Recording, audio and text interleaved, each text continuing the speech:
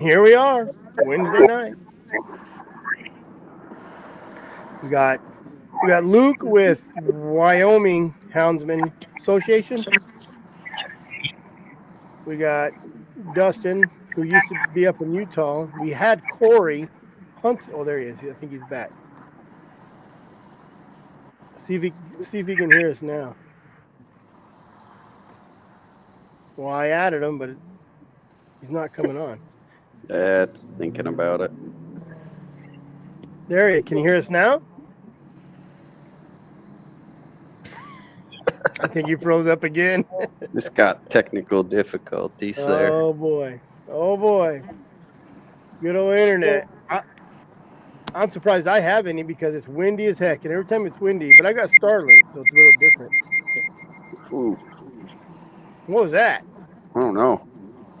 Wake everybody up that's watching. Evening, all. Thanks, Chris, for making this focus of a complete show.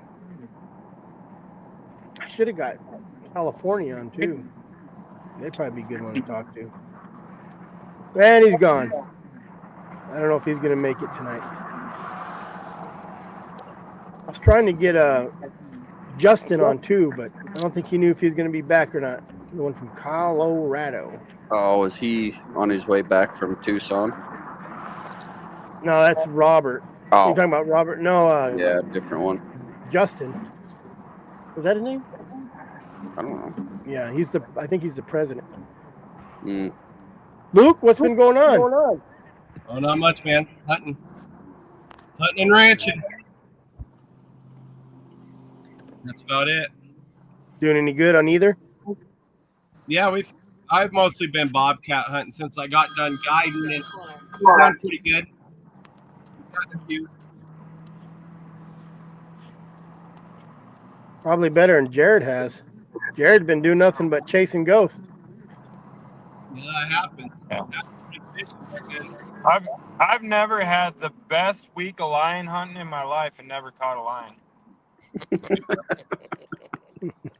I've probably trailed over 45 miles in the last 4 days. Good dog work. Yeah. Oh, that's someone's phone dinging. Oh. Yeah, shut that off either. That's all right. Keep everybody awake and alert.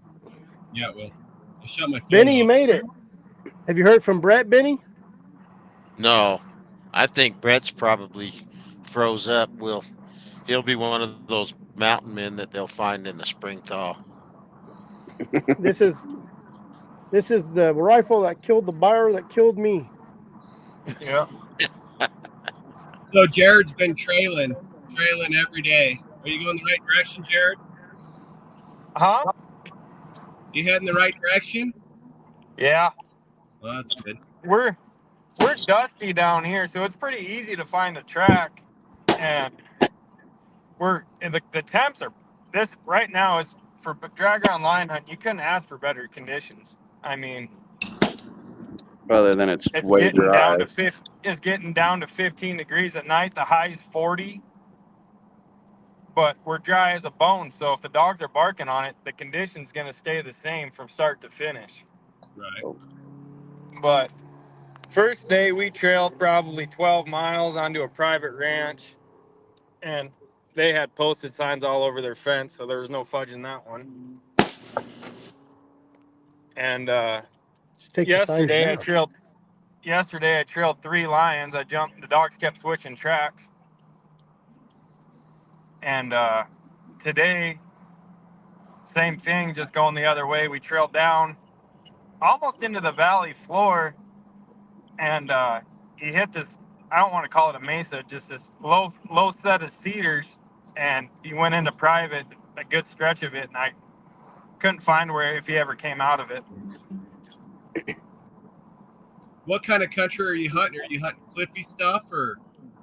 It can get cliffy. A lot of big boulder piles. Big rock piles, yeah. So, like today, we started the track right at first light. I found his track in the road in the dust, and sun came up. I cut dogs loose, and they took it good. I jumped, threw my backpack on, went after him, and we went 2.5 miles, and he hit a wash, and as soon as he hit that wash, I was like, shit, because he hit that wash and just would go straight out into that cedar flat. Yeah. So it's been shitty. Last week I had a hunter for 2 days, and then I don't know, some bullshit happened or something. He's a lawyer. I'm hiking this lion track out on the road. These lions walking the road, and I'm hiking this lion track out, and there's some guys glassing for coos deer, and I'm like, hey, did you guys glass my lion up? And they're like, yeah, on that ridge like an hour and a half ago. No way. Get dogs over there, they take it like a streak. They just blow up, take out of there. I pull them off on the border. He's scared to run in Mexico. Yeah, I'm what not the going hell? into Mexico. No. They'll shoot first and then ask what you're doing. Chasing jaguars. Yeah, but I couldn't catch a freaking goldfish in a toilet bowl right now. You can see them, you just can't catch them. I mean, the dogs aren't making mistakes. They're staying solid, hardly making a loss. It's just, I just got a shit run of luck. It happens. That's better than driving around all day looking for a track. At Oh least yeah, you're- not Yeah. finding a track's the worst. Yeah. Yeah, the clients we got right now, they're pretty good people, and they're like, what do we do? And I'm just all, same thing tomorrow. Just find the lion track again and start all over. Now, are you finding the tracks in your truck? You're finding them, or are you casting dogs to the track? No, so I'm usually, so if I don't find a lion track by 8, 9 o'clock, I'll start casting dogs. Mm-hmm. But I've been having this Tom pinned down with this female, and then there's an open, I'm guessing she's open, I don't know. There's an open female in there, and then there's a female with kittens, and then there's him, and then the guy I'm working for said there's another younger Tom in there, so, and like this 10-mile radius, I got 5 lions, and I can't do a dang thing besides just, It's tracked all day. yeah, besides just trail all day and not do anything worth of nothing. Corey, can you hear us now? Yeah, I can. I switched phones. This seems a lot You better. got snow up? Oh, you got snow up in Wyoming? Yeah, we do now. Yep. There you go. It's as good as you can get right now, man. It's money. There you go. It's really, Yeah, it's not deep. It's like 2 inches, oh, perfect. and it's melting a little bit, and then you'll stay cold. It's holding snow, and right now it's snowing again, but it's, up high you got a lot, but Yeah. it's been bobcat hunting, man. I guide lion hunters, and when they're done, I go straight to bobcats for the rest of the winter. There you go. I like chasing bobbers. Yeah. There's more money in bobcats anyway. We're on a hell of a streak right now, and it's I have 3 young dogs. I've gotten a puppy every year for the last 10 years. Mm-hmm. I start all them pups on, if you got the conditions to start them pups, every time I get a pup, I start the puppy first on the track if you can find it. Yeah. But this year we've had nothing but bare ground, and man, that pup he don't know, come here from Sikkim. Now he's starting to get it figured out, but he's not a tree dog at all, which is good. I'd rather have a dog locate before they tree, but little booger can trail. Good deal. Even if he's trashing a little bit, but I try to get him broke as fast as I can, Oh yeah. I don't let him freaking run deer and stuff. People say it's bad, but I get them stopped. I live on a ranch, man. They can't be chasing crap like that. So I try to put them on enough tracks to get them straight right away. And sometimes it works, sometimes it doesn't work at all. Yeah. Heck yeah. But no, Well, Corey? we've been traveling around different mountain ranges, and took a couple bobcats out of one mountain range, left, moved to another one, took 2 or 3 out of there, moved over to the north, took 2 out of there, And then this weekend we're gonna head up and stay at an outfitter camp, and I'm gonna hunt bobcat because lions closed up there. Gotcha. Do you ever get close to the bighorns? Yeah, I guide all the bighorns. Yeah. Okay. I used to, when I lived in Montana, I used to run bobcats down by Broadus and Ashland and that country. Oh, that's money, man. That's good country. Good juniper. Yeah. Yep. But the good thing about that Broadus country is it's full of junipers and cedars, but it has ponderosas, so they'll actually tree. Yep. Instead of catching them on the ground all the time. Yeah, I love hunting junipers, man. I love that stuff. Me too. I don't like having to sit there and look up a tree for 20 minutes trying to see a tail flicker or his butt over a log or a limb or something. Yeah. Yeah, we have some lodgepole pine up high, and man, them cats can be high, 100 foot, and you're like, fuck. You can't judge them either. A bobcat's a bobcat when they're up that high, and you're like, man, is that a good one? I don't know. When they're big toms, you can't mistake it. Yep. Hey, Luke, is Craig O'Gorman still alive? I don't know. I don't know that. He was up in Broadus, big trapper. Yeah. He was a lure maker. I don't know that Yeah. for sure. I didn't know the guy. Used a lot of his lure and stuff when I trapped coyotes. I went to his school years ago and stayed with him and his wife, and for 3 days, and that was the first time I was introduced to decoy dogs. Oh yeah. And all these guys that have decoy dogs that they got to call the coyote in, that's not a good decoy dog after watching O'Gorman's. Yeah. Yeah, usually locate a coyote and let the dog go get it and bring it back to you. That's exactly right. Well, we got a short time with Corey, so we better jump into the subject. I think he has a meeting at 7. You got to be out of here. Yep. Shortly. Yeah. Well, tell us a little bit about the Utah Houndsman stuff. You guys got a big club. You guys got a lot of members. We do, and we're spread out across the state. It's kind of nice to, at our banquet, we get everybody together and catch up. But it seems to be growing a little bit every year. More guys getting in the sport. Utah's kind of, our predators are under attack right now. Our mule deer crash like they have in most of the West, and the special interest groups and the wool growers and legislators got together and kind of declared war on the lions, and now they're kind of heading that way with the bears. So it's tough. We have a good membership and great season. We can hunt year round here. They're just it's just hard. We're on a downward slope on our populations for lions and bears, but we can still find a few and get out. But yeah, we're doing all right. Well, it sounds I think every houndsman would love that situation. Oh, I can go do whatever I want, but it's really not good to hunt lions unlimiting. We had it brought up here that a legislator was going to put lions on the predator list, and I talked to Corey about it on the phone, and we jumped on it right away, called all the representatives, and I think we hopefully we got it shut down. We haven't seen the bill yet, and they have to be in by the 12th, so hopefully we got it shut down. Wyoming's trying to do the same thing, man. Well, Corey, you're in the middle of it. Is there any pros to it? I cut out for a minute. Pros to what?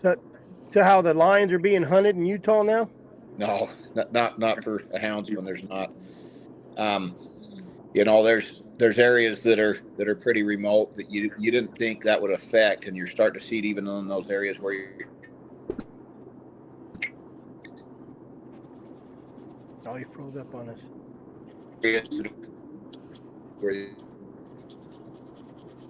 really froze up on it. Yeah. Cutting out a little bit there, Corey. That Got that old that's face. the that's you want to live in the country, but that's what you get right there. There he's We missed back. everything you said there, Corey. Can you hear us now? Nope. Justin, Probably. you were hunting today. Can't hear I think him he's either. muted. Hey, are you muted, Justin? We can't hear you. Can you hear us? You can hear me now? Oh, there you go. Yep. Yeah, I got lucky today. I got to go out, so Yep. it's a good day. I think you sent me a picture. Yeah. Yeah, it was a good one. So. And you're Put the out line up president on of a the study today. UHC, right? Yes, sir. So you guys, have you had the time to take a nap now after all that crap that just went on last year? Yeah, I checked out for a little bit, and got back to work. All the things I neglected in the year preceding that vote. But yeah, I finally was able to get back and get some stuff done, hunt a little bit. Oh, we got 2 Corys right now. Hang on. You switching on us, Corey? Yeah, I'll bet he's trying to get another phone that works. We can't hear you on this other one.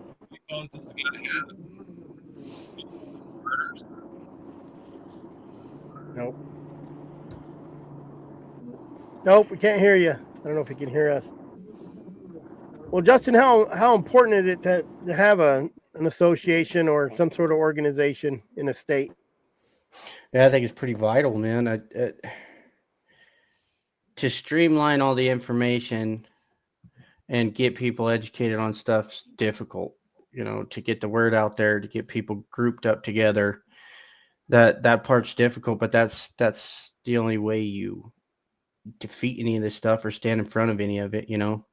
Not one single guy is going to do anything. So we've got to get everybody banded together. Got to get guys to quit growling at each other and start wanting to work together. That's the biggest part of it. We got to change the culture around hound hunting out in the West, at least. I don't know what it's like back East, but out in the West, at least from what I've seen and what we've grown into and what it's changed to, you gotta get that culture built up to where guys want to work together, guys want to participate, guys want to show up, put their money where their mouth is at times, and put some legwork in. It's tough though. It's hard to find the right people for it, and it's hard to find people motivated to stay involved. And everybody wants to be left alone to hunt, but we don't get to be that way much anymore. We always got to be involved at some capacity. Nope. No, that's and if your level of participation can be, joining a membership and helping support those guys that are on the front lines and trying to fight and trying to organize and trying to do well, then that's all good. At least you can do is that. But yeah, you got to get involved and volunteer and help and stay connected, listen, pay attention. Those basic elementary school shit, but yeah. But yeah, that's all the stuff we got to get done. So we've got to do. Well, it's stuff, you're right, it needs to be done. It's not something that you choose to do. Like I didn't choose to start AWDA. No one wanted to do nothing about it in Arizona. I mean, there's nobody wanting to put their foot forward, and it's kind of a sad deal. They just rather go out and hunt until they can't hunt no more. And I think that's part of the problem is they think, well, I might as well hunt while I can. They're just going to go out and do as much as they can, make as much money as you can if you're a guide, I guess, and then let someone else worry about it. But if you, like we talked earlier, if you let someone worry about it, then you have to pay for that. You have to pay that price. Yeah. I'd rather, if someone wants to take over what I'm trying to do, then I'm more than happy to hand it over and I'll give you my money. In my opinion, the outfitters and guides should be the ones standing on the front lines because that's how I make half my living. Why would you let that disappear when it's vital to your family? Well, and there's a lot of them being like, well, I don't like associations. I want to see this done. And then dude, you don't have a voice. You got to have a voice. Tell us what you want. That's what an association's for. You know, get together. If you're not united, you're divided, and you're going to get defeated. Right? That's true. And that's one thing like that Utah's fighting right now is a lot of their board members are outfitters and guides. And it's good, but it's also a double-edged sword because the guys that are just the tree and free hate that there are guides on the board because they're the ones killing cats. And it's not that they're out killing everything and anything. It's just a good outfitter is he's going to protect. It's just like deer hunting, man. Yep. Now, Wyoming, Utah, everybody were at a mule deer, right? How many deer hunters have you seen been like, there's no deer left, I'm not hunting? Yeah, good luck. It's not a big one, but I filled my tag. Houndsmen don't do that. We don't our tag when our lion numbers are down. Well, you go talk to any big deer hunter. When's the last time they let a 200-inch buck walk and just take a picture of it? Whereas many houndsmen have sat and stared at a 150-pound tom and turned around and left. You know, I've done this a long time, and I've never, ever killed a lion. Yeah. I've never shot one for myself. My wife has. My son has. But I trailed. It took me 2 years to catch a cat of my dreams. I caught him in a place I couldn't kill him one time. The second time I caught him where he's completely legal, and I was like, man, if I take him, I lose my tag, and I can't hunt by myself until next January. And I said, I'm not going to do that. So that line ain't worth it to me, man. I'm the same way. Been doing it 18 years, and I've never killed a lion. Yeah.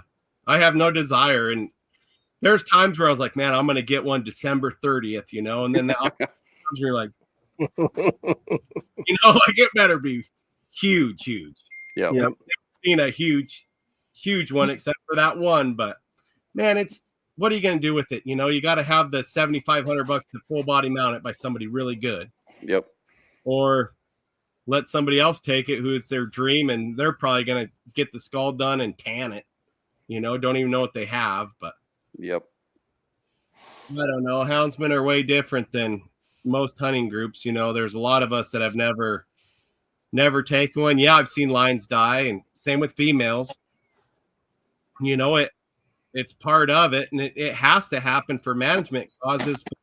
A good outfitter's gonna be selective, man. We've caught 3 lions for 1 hunter, and we're like, no, you're not shooting it. You know, and then you catch a good tom, like, this is it, man.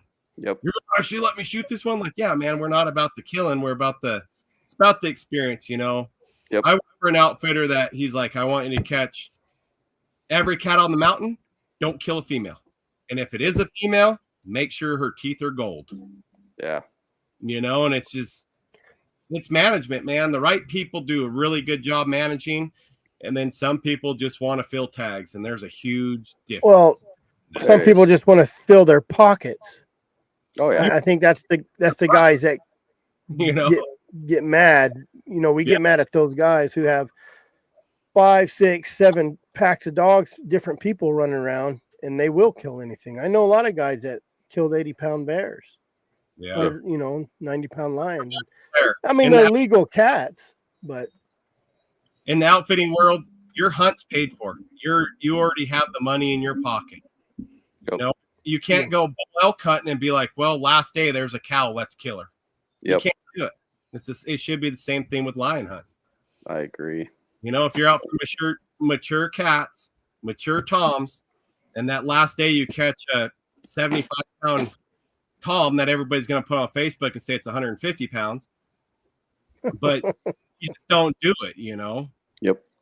It's all about management, man, and doing the right thing. But outfitters, you know, I've worked for a bunch of them, and there's some good ones, and there is some freaking turds. Well, and that goes the way with just general houndsmen too, though. There's some great ones, and there's some guys that'll take every Tom, Dick, and Harry out there to kill whatever climbs. Like it's not just outfitters; it's any houndsmen in general.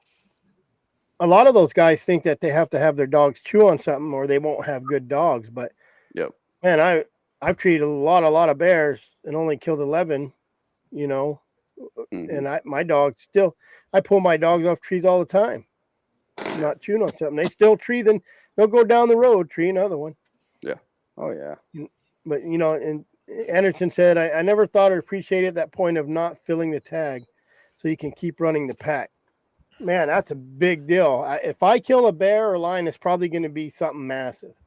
Because then I have to find somebody to go with me. Yep. Yeah. And we're houndsmen. We're especially dry ground guys. They don't like going with anybody, anyways. That's why they're dry ground guys. Most of them are loners. You're in 4 feet of snow. It's nice to hunt with your family or by yourself. Exactly. See, and that's you're not making somebody else's. That's how I am. It sounds kind of, but man, I always have a puppy. I'm out there to make my dogs. You start mixing packs and it's a mess, and you just like to go out there and hunt with you and your kids or whatever. It's what it's about for me, anyways.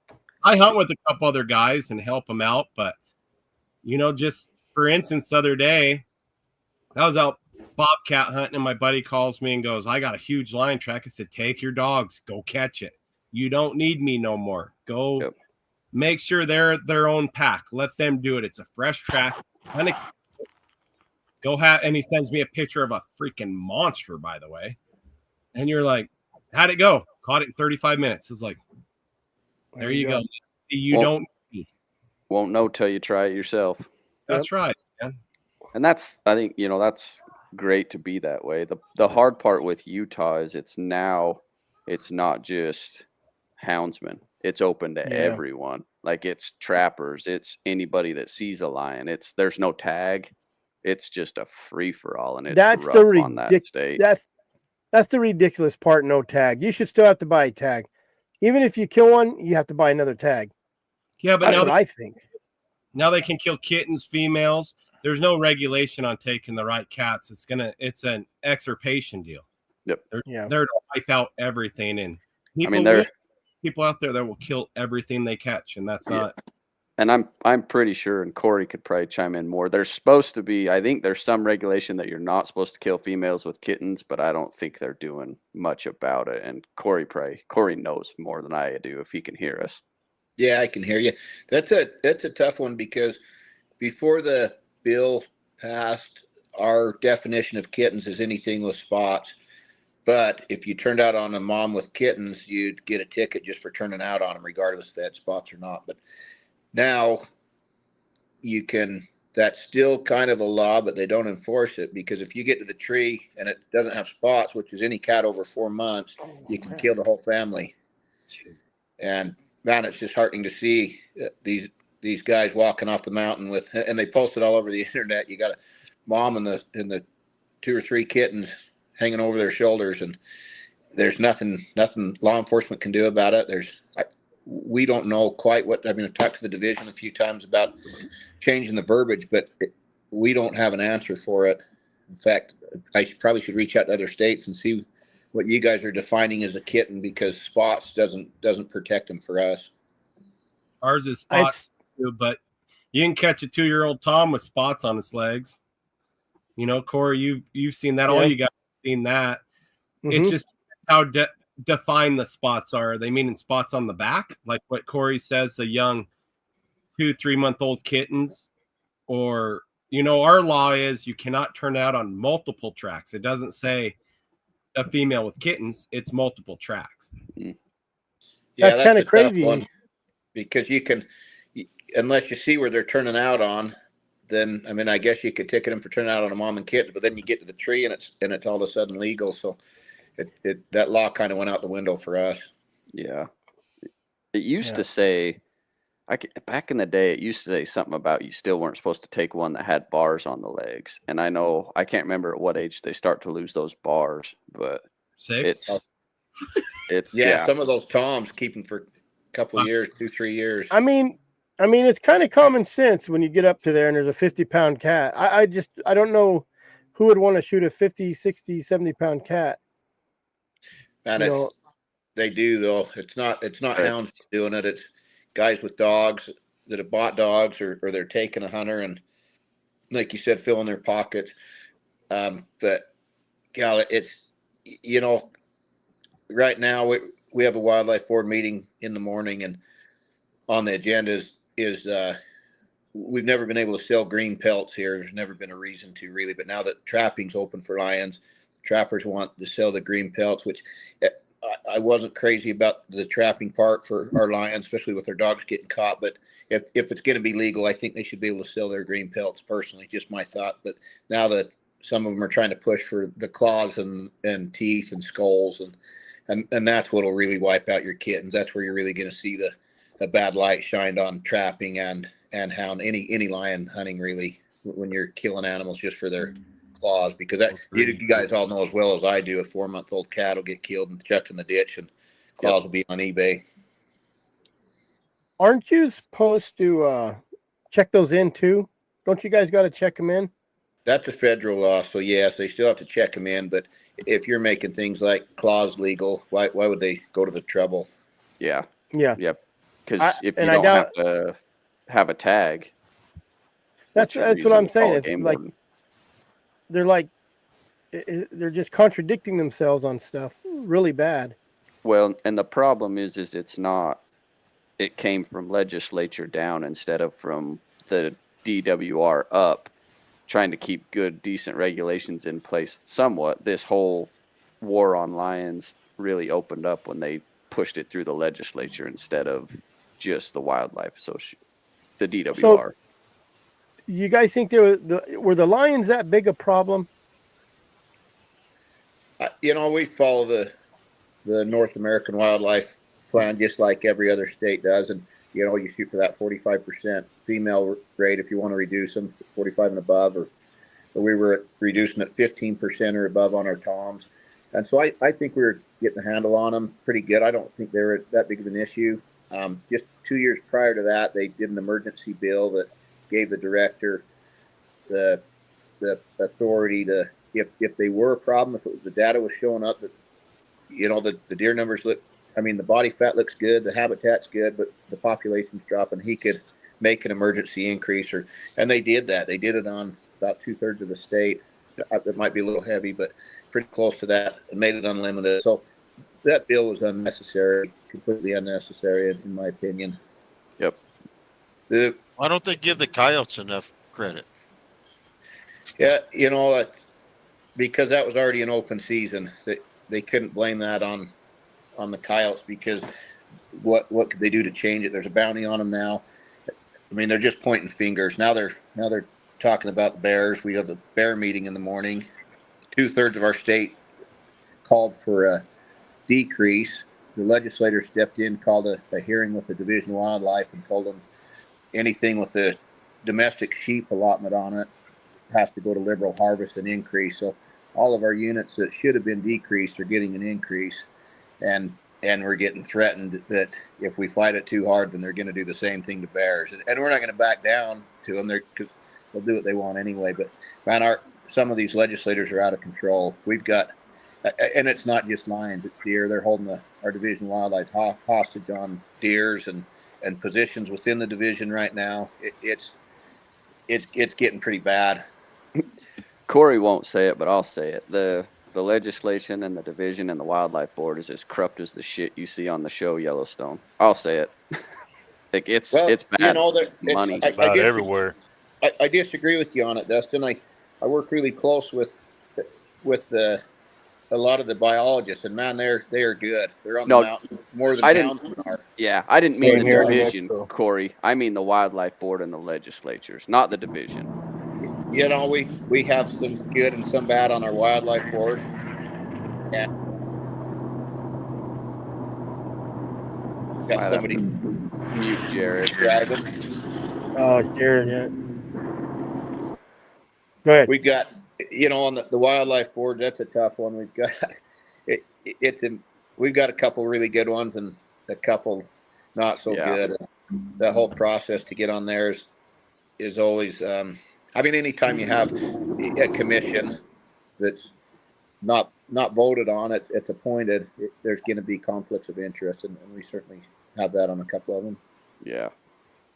But the legislator, the more we've gotten into these politics, the more we've seen it's a problem. And they called us in the other day, and they're going to, on our Sportsman's Caucus, they're forming an advisory council to try and rein them in, and that's how they worded it. They pointed out the bad ones in the group that they're abusing their power, and they admitted that they're abusing their power, and they're forming a council to try to rein that in. So we'll see if it helps.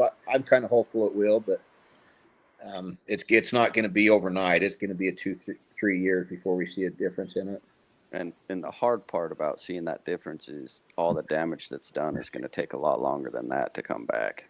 Yeah, for It's sure. sad. And you know, that's the hard part, because as you guys all know, representing your houndsman in your state, if you know you guys are in the know of what's going on and you can see the big picture, you wouldn't be on this if you weren't looking 10-15 years ahead all the time. And I can see, you know, this is going to be 3 to 10 years before we get this turned around. But I don't do this. I don't fight for this for myself. I don't fight for this for our members as near as much as I fight for it for their kids and their grandkids and my kids and my grandkids. And my main concern is we keep hound hunting legal. We can't beat the legislators and the wool growers and you know, all the time, but we can do the best we can to keep the sport legal and play the long game more so than the short game. I couldn't even imagine what would happen in 20 years if we all just stayed hunting. If there's no one on this show right now that's doing what we're doing, what's going to happen? Wouldn't take 20 If we years. don't do nothing, It'd be here soon. I don't think so either. 10 years. Maybe not even before that even. I think you'd lose everything in the next 5 years. I agree. It sounds like the Within the next sheep 5 ranchers are years. buying off the law. You think that's true at all? With 100%. Oh, yeah. They're the ones that held the hearing with the legislators to get the bears increase, and then when we tried to adjust some laws after that bill passed, and that's who they had us meet with, were the wool growers. So Yep. it's somebody you wouldn't think would be somebody you'd be fighting. You know, you'd think the wool growers and the houndsmen would be on the same team, but we just have a different opinion on. They want scorched earth on predators, and we want as many as we can without throwing off the balance, and that's a great difference. It's a huge gap between the two of us, so we're not seeing eye to eye on that. Yep. You know, it's really interesting that you bring that up, because I think that's probably like so much of this stuff. It's a generational thing, because way back in the 80s when I first started hunting with hounds and hunting lions, I hunted. There were sheep ranchers that were friends of mine, and they weren't out after everything. I mean, if they saw a coyote, it was Katie barred the door. That son of a bitch is going to die if it took a month, you know. But I've been there and I've seen some of those wrecks where the lions came in overnight and killed sheep and the whole hillside's littered. We were after some lions in the sheep, and this is just in the summer country in Arizona, up between Ash Fork and Seligman. And it turned out it took us 2.5 years to catch these lions. It was an old smoothmouth female. I mean, she literally had gums, and she had 2 grown female kittens that we just figured they were her kittens, but they were all 3 running together, and she was living off of those kittens. And those guys didn't want every lion in the country dead. They just wanted the lions that were killing their sheep dead. When we killed those 3 lions that day, the killing stopped. You know, it was just a game with those 3. And so I just see this as changing times. For one thing, there's a whole lot more hound hunters than there used to be, and so there's more competition for the game out there. And the ranchers are a younger bunch of ranchers, and it's just a whole mentality deal. And I don't know how you can get back to anybody having common sense in, you know, get 100 people in one room and have a common goal and a common thought. Well, in the old days, it was the ranchers took care of their business, right? If you had if you had a lion killing your stuff, they'd sit out there at night and shoot that lion. Well, that's what we were there. I mean, we went out there, and But as soon as we killed those 3 lions, they were killing all those sheep. We didn't go lion hunting anymore. That was that. It's when we had collared lion, and we still do, but the collared lions up north, where the sheep problems are a little bit more common, I guess. But they were really finding that out. They'd go and kill the right lion, and the sheep deaths would stop, and that's really what I wish we could work together with them more is get the right animals killed, and we wouldn't have to go scorched earth like they want. But Yeah. it's the way they were raised. You know, their dad and their grandpas, and you always told, predators are bad, all of them, and that's just embedded in their heads. And there's some good. I mean, we have guys in our membership that are wool growers, and they get it. They don't want them all dead, but there's the others that's just the way they're born and raised, and it's hard to change their mind.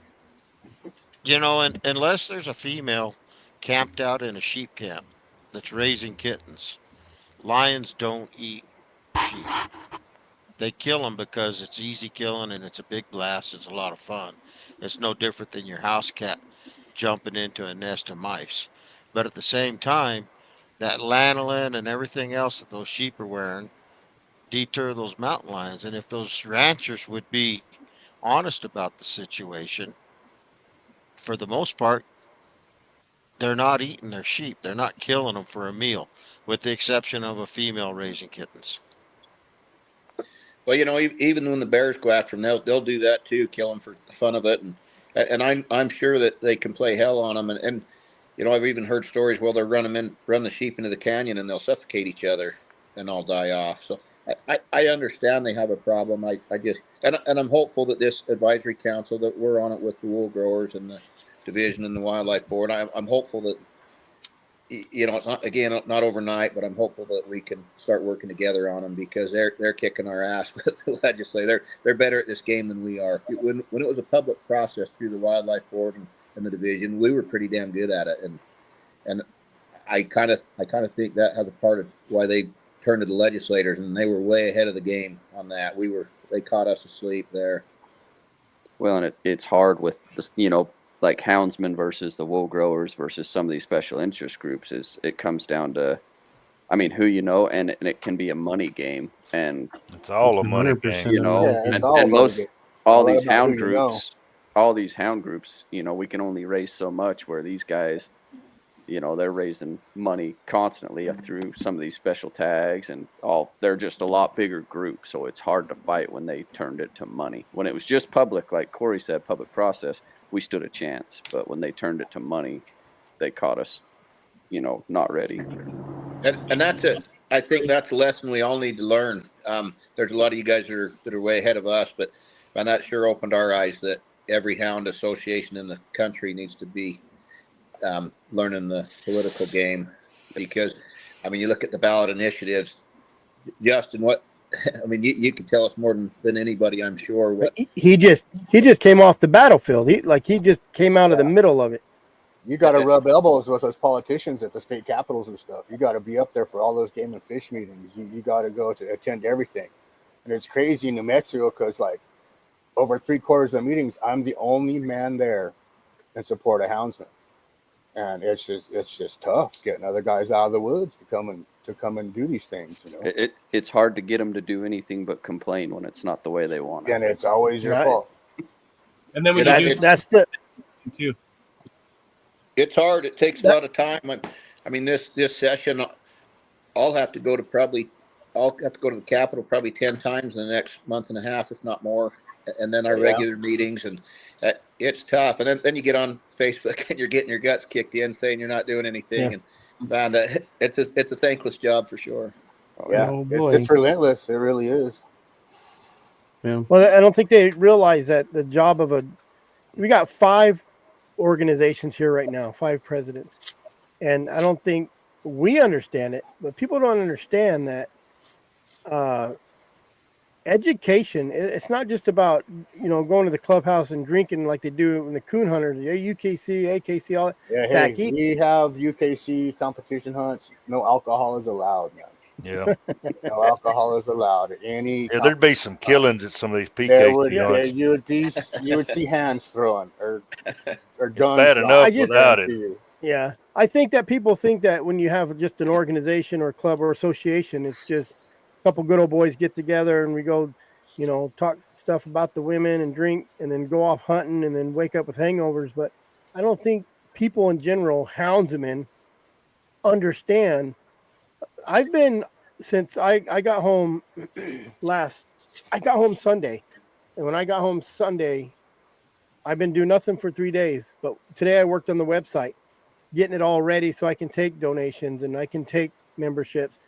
Yesterday I was at the bank for hours getting it set up. Day before I was dealing with corporation commission. And they don't have to do that. They don't have to do that. They get to load their dogs up and go hunt. And and then they whine about taking one day. We have 12 meetings a month or a year. You can't take 12 of your days out of the year to keep what you want to do for the other 6 days or the other 30 days or 29 days of the month. That's ridiculous. It's ridiculous. I'll schedule stuff. I mean, months in advance, and I'll try to schedule it to make sure it doesn't coincide with any hunting season in the state, because guys' excuses are always, well, I got a deer hunt, or I got elk hunt, or I got this, I got that. So I try to schedule it, and then usually the guys who come to the meetings are just the local guys in my area. It ends up just being us, and we eat good. And sometimes we get a lot of people come out who want to show their dogs at these UKC things, and we've got a lot of new people and stuff like that, and they really enjoy it and they come back, but they're not houndsmen, right? Well, the shittiest part about it is that it's up to guys that are in positions like this to change that culture. We can bitch about them all we want, but we have to be the ones to put a positive image. Yeah, that's like you want to come out and learn how to UKC coon hunt. I mean, our club isn't as big as it used to be in the 60s and 70s, but hey, man, we're a group of good guys, and we'll teach anybody. We'll take you out and explain the scorecard to you, explain how you score on your dogs, explain this. We'll teach you how to do it. And a lot of guys come out to learn. Some come back, some don't. Some enjoy it, some don't. It's just the way the ball bounces. But we try to get everybody involved as we can, even with the kids. Handing out those $25 lessons too? No, I think that's important. We just do it for free. If you're going to come out to an event, I'm talking about the entry fee for the hunt. Oh yeah, exactly. $30. Yeah, $30. I mean, $30. something's got to go to the club. I mean, and then plus, we got to supply. Usually, I do either a potluck or I have a barbecue or something. So either I'm buying sodas and drinks and I got to supply like stickers and trophies and T-shirts and all kinds of stuff like that. Those kinds of things. That's the behind the scenes stuff that no one realizes. The behind the scenes stuff of an organization or an association. Yeah. I mean, I'm cooking. It's ridiculous. And trying to run. Oh yeah. Trying to score bench shows and then going out after that and being a judge and a handler on a night hunt, handling my dog and judging 2 other guys on a cast. And then usually the next day we have the New Mexico Game and Fish Expo. And it's a lot going on, just during those times. And then other than that, it's tough just to get out and run cats or my dogs on coons. But luckily I'm pretty local here. And I mean, I'm like half a mile away from where I drop my dogs at. So yeah. Well, Justin, how much hunting did you do last year? I should say, how much hunting did you not do last year? In my entire least I've ever done in my entire life. I don't remember how many I caught, but it's the least I've ever done. I know that. I spent a ton How much of time. help did you have? I had a good team. I walked into a decent team, and we made it bigger and we worked hard. And the leadership team I had was really pretty committed, but we were do or die, we were in a position. So, outside of the team, we had a lot of outside organization help, Utah, Idaho. I've got a list of a bunch back east that we had come out and help us, supported us either financially, gave me advice, helped me learn things, so I did have help, you know. But as far as local houndsmen go, that was probably the least of the participation that I had. We had a lot of guys join up on memberships and stay educated and listen to the message. I noticed, like, looking at the analytics and stuff and emailing people and things all through the year, most people read those emails, clicked on them, paid attention enough to be educated with what we could put out there for them and things, you know. But yeah, it's tough, and it's trifold, man. The 1,000-foot look at this. You got politics, you got game commissions, you have all of it involved. And then to get houndsmen to be involved in that too, you know, it's a difficult process, but yeah, we just have to keep doing it. We have to keep our nose to the grindstone. Like I had a snow yesterday, hunted today. I could hunt it tomorrow, but I got a commission meeting in 2.5 hours from me tomorrow that I got to be at. You know, so it's where I'm going to be. And like I try and explain this stuff to these guys, you know, I'm going to try and really push in Colorado that, you know, everybody needs to at least try and show up to their local closest wildlife commission meeting. They do them all over the state. They kind of spread it around. Yeah. You know, and we got to make it as normal as changing your oil, buying new tires, worming your dogs. You know, this just has to be a part of the process now for us. Hey, Justin, let me ask for you, for everybody that you're aware of that supported you financially in this fight, did the NRA get involved? No, not in New Mexico. No, in Colorado. No, in Colorado. You know what? I do not know if I can answer that accurately or not. I don't remember. I know there was talks about the NRA, but as far as financially being involved, I do not know if they. It wasn't with UHC, I can tell you that much. But as far as CRWM and the Colorado's Wildlife Deserve Better, I do not know if the NRA chipped in or not. I see you're showing me something there. That's the article they did in their book, their magazine. Right. I'm an NRA life member, and you get your choice of the magazine, American Rifleman or American Hunter, and I got the American Hunter, and I'm going through January's, and it says Colorado voters reject ban on mountain lion and bobcat hunting. So I called Chris, and I said, hey, you know, everybody back east wants to come hunt a lion in the west, and the war right now is on in the west, so those guys should be involved. But what about the NRA? Right here it says the Centennial States Proposition 127 is an example of what the NRA and other hunter-backed wildlife conservation groups refer to as emotion-based ballot box biology. So they talk about that, and they want to post these articles, but I don't know how many people are here that are members of the NRA, but I've been a life member for I don't know how long. And I've so been a member since I was 21 years old. Yeah. There you go. So I think that somebody should reach out to the NRA and say, hey, you know, we appreciate you guys posting these articles and everything, but what about getting up on the front end of this fight? Yeah. How about Well, you and guys like I write said, some I don't articles? know if they financially participated in it or not. They very well may have, but I don't know exactly if they did or not. But the problem with the mega organizations, man, it's like getting blood out of a brick with them. Oh yeah, You I know, understand it that, takes but them 90 days just to cut a check, let alone to pass a vote on a check or any of those other things. Those megacorps are very difficult to get money out of. But as far as NRA's involvement or not, I'm not sure exactly if they did or not. at the very least, they could write articles ahead of the fight, during the fight, and not wait till the outcome of the fight. Yep. Please do some marketing. Yeah. Hound hunting's a little controversial. You know, a lot of those big companies are afraid to jump in those fights. They avoid it like the plague. That we need to change. I think. I think Colorado did just an awesome job with educational videos out there that would change that outlook on hound hunting. And I'm working on something myself.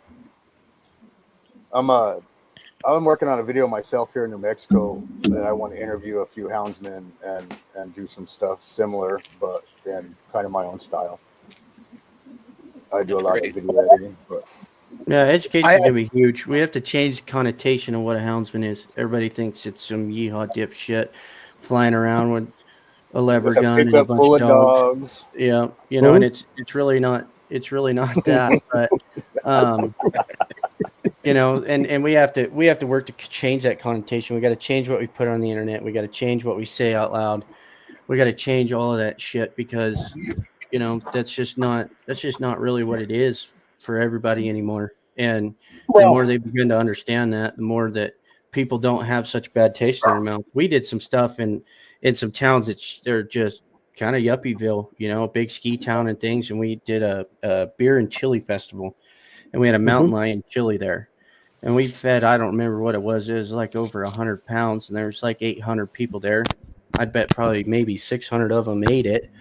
And you can't believe Yuppieville, Ski Town, Colorado. These people loved it. They thought it was great. I think out of the whole deal, we had 2 people that were really upset about it. One lady, you could tell she's just an anti, throwing a fit and whatnot. But other people, just normal granola people, the whole bit. You come up and like, is this really mountain lion? They thought it was like a business name or something. There's actually mountain lion meat in this. And they'd be like, how do you eat it? How do you catch it? How do you kill it? They don't know. And just to educate them on it and let them taste it, they were like, oh, this is amazing. And thankfully, we had somebody cook a killer freaking chili. We lost the competition. I think there was 40 vendors there. We lost competition for best chili by 10 votes for the most popular vote with a mountain lion meat, and so I honestly went there to participate with the 2 that did the meat and everything. For my main purpose was damage control. I'm like, I'm just going to keep this as soft and easy as we can to make sure we do damage control on it. And it was not even that. I mean, we couldn't get it out fast enough. People would stand there and get seconds, thirds, and fourths, and it was amazing, man. It was really cool. So you get out there and you educate these people and you talk to them for a minute. Normal people that cut their grass on Sunday and watch football, they don't have a problem with it.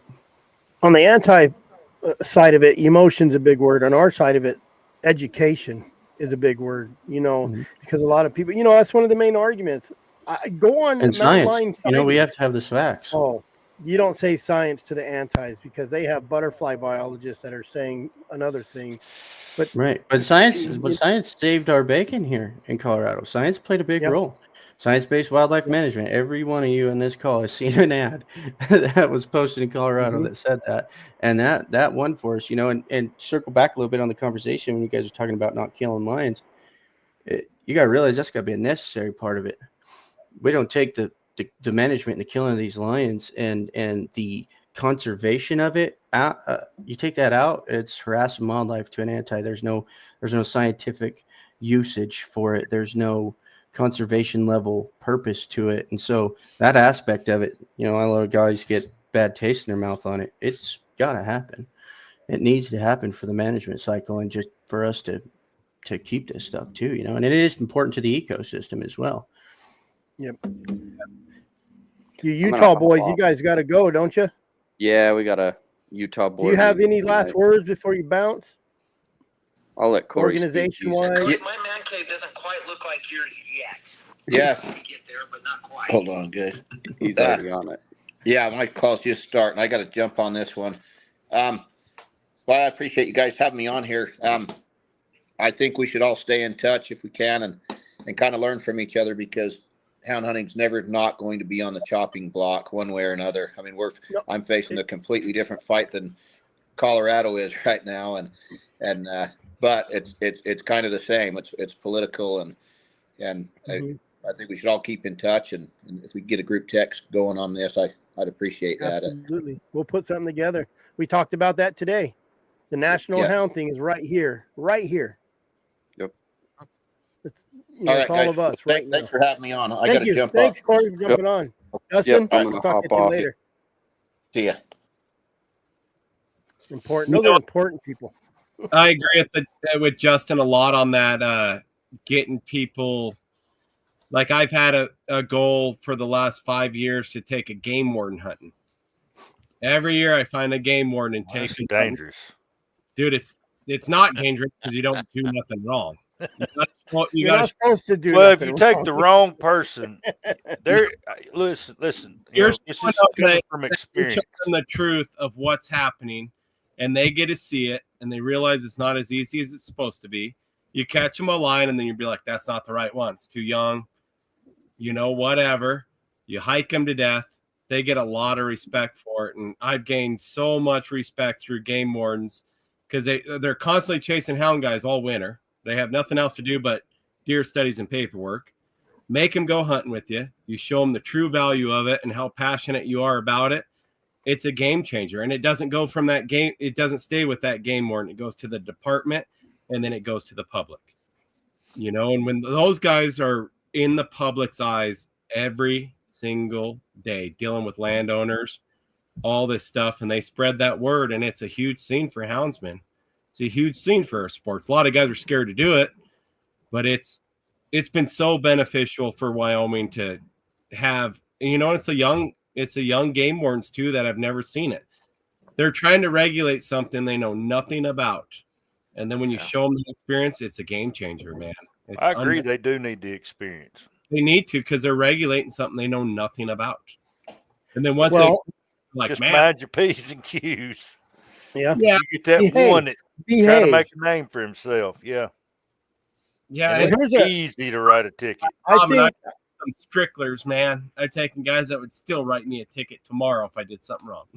Oh yeah, I'm gonna tell you right now, my son is a game warden, and he'll write me a ticket. He'll write me a ticket, and you know, it's really not that hard to stay in the lines either. I mean, there's some complicated stuff with dogs. You know, they get across the wrong fence or they do something. You call and you get it right, and make sure you make all the right phone calls, and they're not gonna hassle you too bad. It's so easy to stay legal. If you're constantly doing stuff that's not good for houndsmen, you're being a shithead. Yeah. And Justin, that does need to happen. I mean, that everything that can go wrong needs to go wrong if you are taking, you know, somebody that doesn't know. That way they can see it and you can explain it while it's happening. Yeah. And they see how you go about it and work your way out of it without, you know, causing a big ruckus. Well, we got a pursuit season in Wyoming. Our first year as an organization, we got a pursuit season for residents only. So once the quota is filled, we can still run our dogs till the end of the season date. And they're like, we've been trying to do this for 20 years in Wyoming. And I told them, I said, it hasn't been till the last 10, 15 years where we truly had control of dogs. I ran beep beeps. I ran no collars, bobcat hunting, you know, and that was one of the deals is where once you showed true control of a hound, I said, we have technology now. You know where they're at. You can get them back. You can stop them no matter what. Now's the time to do this because we finally, truthfully, we have control of our dogs. We never did in the past. Beep beeps. Dude, you couldn't find them freaking things unless you were an expert at running them. You know, you'd get in canyon country. The stuff I hunt, it's 400 or 500 foot rims. And you would go in there at that beep beep and you'd walk 4 miles the wrong direction and be like, where's these? There's not even a track. And that signal would bounce off them walls. And it was so hard. Even with Tritronics, you couldn't get them shocked back. And usually you only had 3 shot collars on 6 dogs. You know, you had 3 that worked on 6 dogs. Our equipment now is so good. Even though a lot easier. Oh, dude, you can have. I believe that right now with our technology at 2 years old, if you hunt enough, you can have a solid dog in 2 years. Back then it was 4 or 5 years old and the son bitch would still chase a freaking deer. You know, you couldn't break them. You could not break them. Especially if you don't know what they're chasing. Yeah, you had to run down the track and by then they're committed. You know, they're locked. those Garmins, if you pay attention to your dogs and you pay attention to those Garmins, you'll know what they're running. Like I know when I'm running a bear. Because them bear like to do this crap. They do those circles. Like they'll go to the top, they'll do a circle. You can tell. Kyle runs straight. They'll just run. Runs Same out with of the elk. yeah. So if you pay attention, you know. I just took a journalist out that's far left, seems far left, and I took 5 dogs. I took different dogs. I explained to the kid exactly what I did. I explained how the GPS worked. You know, I even had a young dog just take off running out there. She got 120. I said, look at this dog, 120, 140, 180. I said, so all I got to do is tone this dog. I toned her. That dog turned around and came back to me. I said, that's a puppy. I said, so for them to say we're running out of control and we can't control our dogs, it's absolutely. I'm not saying there isn't houndsmen out there that have dogs that they can't control. But I also told him, and he works for a big newspaper. I said, I can go to your newspaper and I can find somebody bad in your newspaper that's done something bad, and I can make you all look bad about it. Just like the CBD.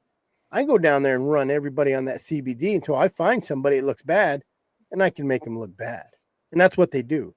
You know, that brings us to the social media, which I kind of wanted to get everybody in on it. But that social media, these people who say, I'm not bowing down, or I got First Amendment rights, and not, it don't matter. It don't matter if you're not going to bow down. What's going to happen is you're going to bow down out of hounds when they take these stupid videos. And they're not stupid. I told this reporter kid, this journalist, I said, listen, we all like to watch videos that are Western. A lot of these people, you guys probably know what Nature is Metal. Go look up Nature is Metal. It's animals destroying each other. You know what I mean? I said, that's part of it. I said, when you drive by an accident on the freeway, what do? Look away from it? No, you're looking for a dead body. You're looking for somebody drug across the road or arm hanging on the road. You know, those dash cam videos where people are getting in wrecks all the time. You watch it. Just like a houndsman, just like people want to watch a dog get drug up a tree. I mean, it's just human nature. You're interested in it. That the thing worst got it is. That video got out of control. It wasn't even a bad video. It wasn't, but they will take that video and they will make it worse. You know, I like to watch that stuff. Bring me videos all day long of a good chase, a good bear fight, good, you know, it's just what you do. You watch it. And it's cool stuff anywhere. But for them but they take it out of context, period. Yeah. And they will make something bad about it. So why, if you have anything semi-controversial, just share it with your friends. Don't put it. That thing had 47 million views, the original video, because it got shared. There was memes on it. I mean, there was a lot of memes on it. A lot of memes. So what I don't like about the social media stuff is, you know, we're hound guys. We're dog men. If I have something like that happening, I'm more worried about the dog than worrying about my damn phone recording it. I'm still wondering how much his dang vet bill was, because you know that dog got hurt. If it maybe he did, maybe he didn't. The problem is they didn't show him catching the dog, or they didn't show the dog running around after. If that dog would have fell and you would have seen that dog running around 2 seconds later, wouldn't have been a big deal. They would have just said, oh, look at him harassing the bear. But then you got the people that say, I hope that dog died. There's just the anti-hunting community. The people who don't like hunting are cruel, heartless heathens. We're not the heathens. They're the cruel heathens. The guy who got killed by a bear fell on him. You see those comments? Ridiculous. I would love to punch those people in the face that said those remarks. I hope the bear's okay. Oh, he deserved it. They wouldn't say that crap in front of this family face to face. Right here behind the computer, they'll say it all day long. That's the stuff that's sickening. That's the stuff that gets me fired up.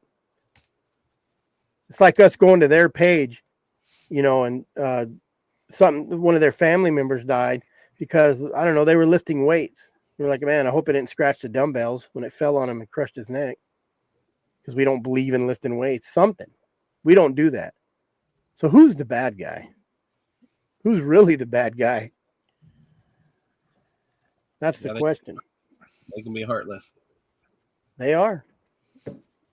And I think the hounds get blamed for a lot of stuff. There's an article that came out about, so Unit 1 in Arizona got shut down really quick. Really quick. I'm talking the annual bear take is 16 females. They were shut down in 4 days. So it was done. Where's this at? Arizona, Unit 1, over by like Springerville. So some guy, anonymous, he stayed anonymous, complained to the newspaper in Payson, and Tony Gibbons wrote a story on it, but it had a game and fish guy on there. And he said, oh, these hounds, so this unanimous hunter said, dogs, it's unfair. You shouldn't be able to use them. In 2020, there was 51% of bears were killed with the assist of dogs. And from 2020 to 24, it went from 51% to 40% to 30%. 2024, there was only 21% of bears killed with the assist of dogs.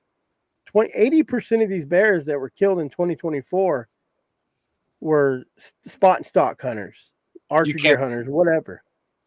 Can you bait? No. Nope. Nope. We can't bait. We can't use cameras. We're either chasing them with the dog, or you see them and shoot them, or you call them in. You must have a lot of these guys are glassing them up 500-600 yards. You can't tell me you can tell if those bears are male or female. You have an idea. I've misgendered. I've walked up to a bear in the tree and said, oh, that's a boar. And it wasn't. I've walked in a tree and said, damn, that's a female. Look at the ass on that. Well, it's like snout, South Dakota. They cannot hunt in their national forest in the burn district with hounds. So it's all boot hunters. Spot, they call lions in. One year they killed, I don't know the exact numbers, but they killed a 17-pound lion, a 15-pound one, a 21-pound, a 23-pounder. And you're like, a hound guy goes and does that. He's getting the lion taken away. He's getting a ticket, and I said, that's not reasonable management. I said, I've lion hunted a long time. And I said, to see a lion run down a road, I said, I couldn't even make a good judgment on it. I said, they all look big. You see it run, you will look at the track. You're like, oh, I know it's a female, that's a female track. And then, for them guys to be able to call them in and think they can judge them, there's no way. You can't tell if she's lactating. You can't tell. You and me could tell if it's a kitten because you've seen enough of their cute little faces. Yeah. But just like a tom and a female, you watch them walk across the hillside and you're glassing at 1,000 yards away with the spot and scope. You can't tell what that thing is. You can go off the judge and the shoulders and how it's built, but man, it takes somebody that's seen a lot of lions to be able to tell what it is. Even in a tree, you got to know what you're looking at, because even them little 60, 80-pound females, when they're looking down at you and they're on a bad limb, they look like good lions. Yep. But you know what it is. You're like, it's not this little female. 100-pounder was like, no, man, that thing's 70 pounds. I've treated bears and had deer hunters come in on my tree and say, can we shoot that bear? And I said, that's not a big bear. Oh, I said, dude, that bear's 80, 90 pounds. When you're standing there and you're in a tree stand or you're just out hunting and a bear runs across, that thing looks 400 pounds when it's running, especially being chased. It's all fluffed up. That the last bear I treated that we didn't kill up here, I seen it running. I'm like, oh God, that looks like a big bear. We got it in a tree. That thing was 100 pounds. Well, 130 pounds maybe.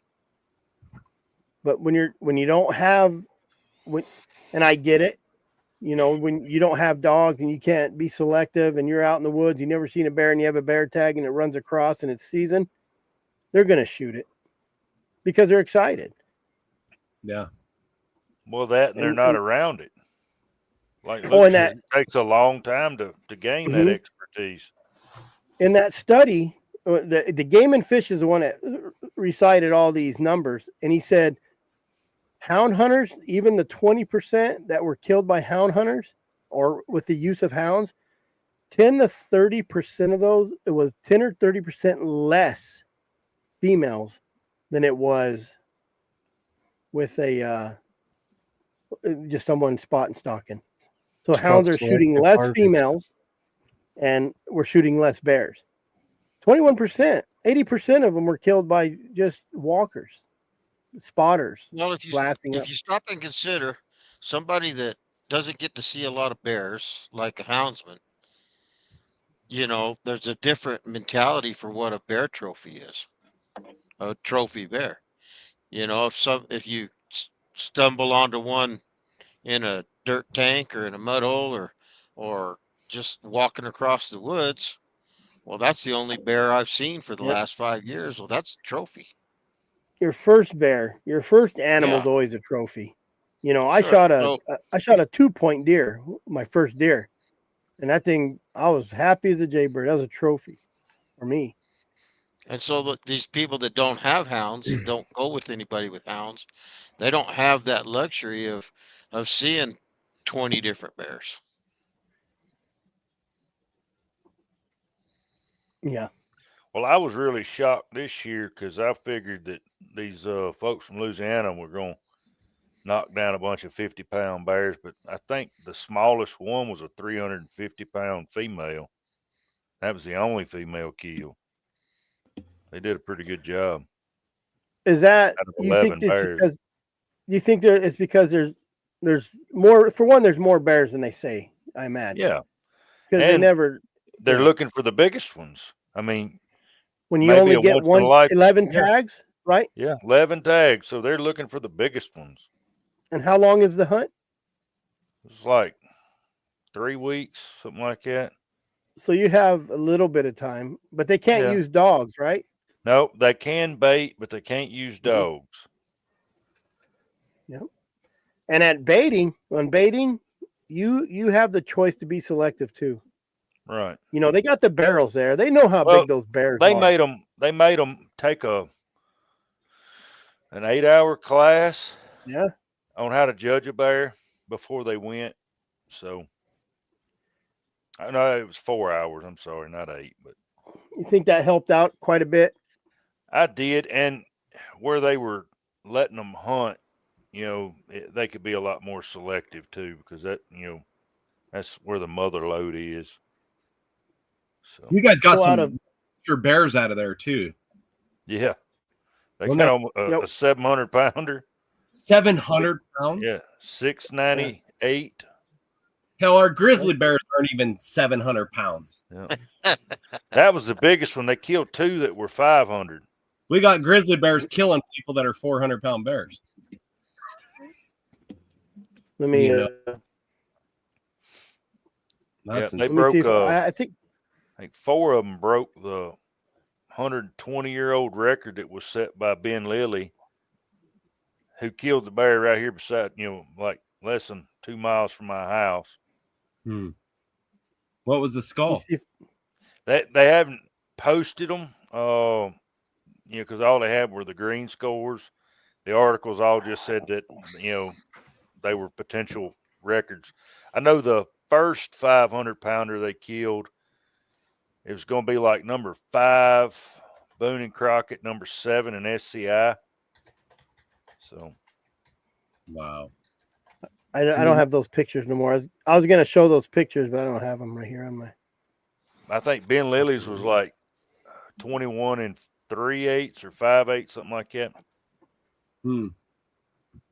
My score, my trophy, the best thing when I'm bear hunting is the most fat on a bear. If I had a 200-pound bear that was 100 pounds of fat, I'd be happier than a 300-pound bear. But I'd use the fat. I mean, I'm after the fat and the meat. I'll be honest. But I killed my first bear. He took a picture of him and one of his hands with the fat off one of the bears he got to process, and it was like 6 inches thick, and it was just a blanket. What are you using that fat for, Chris?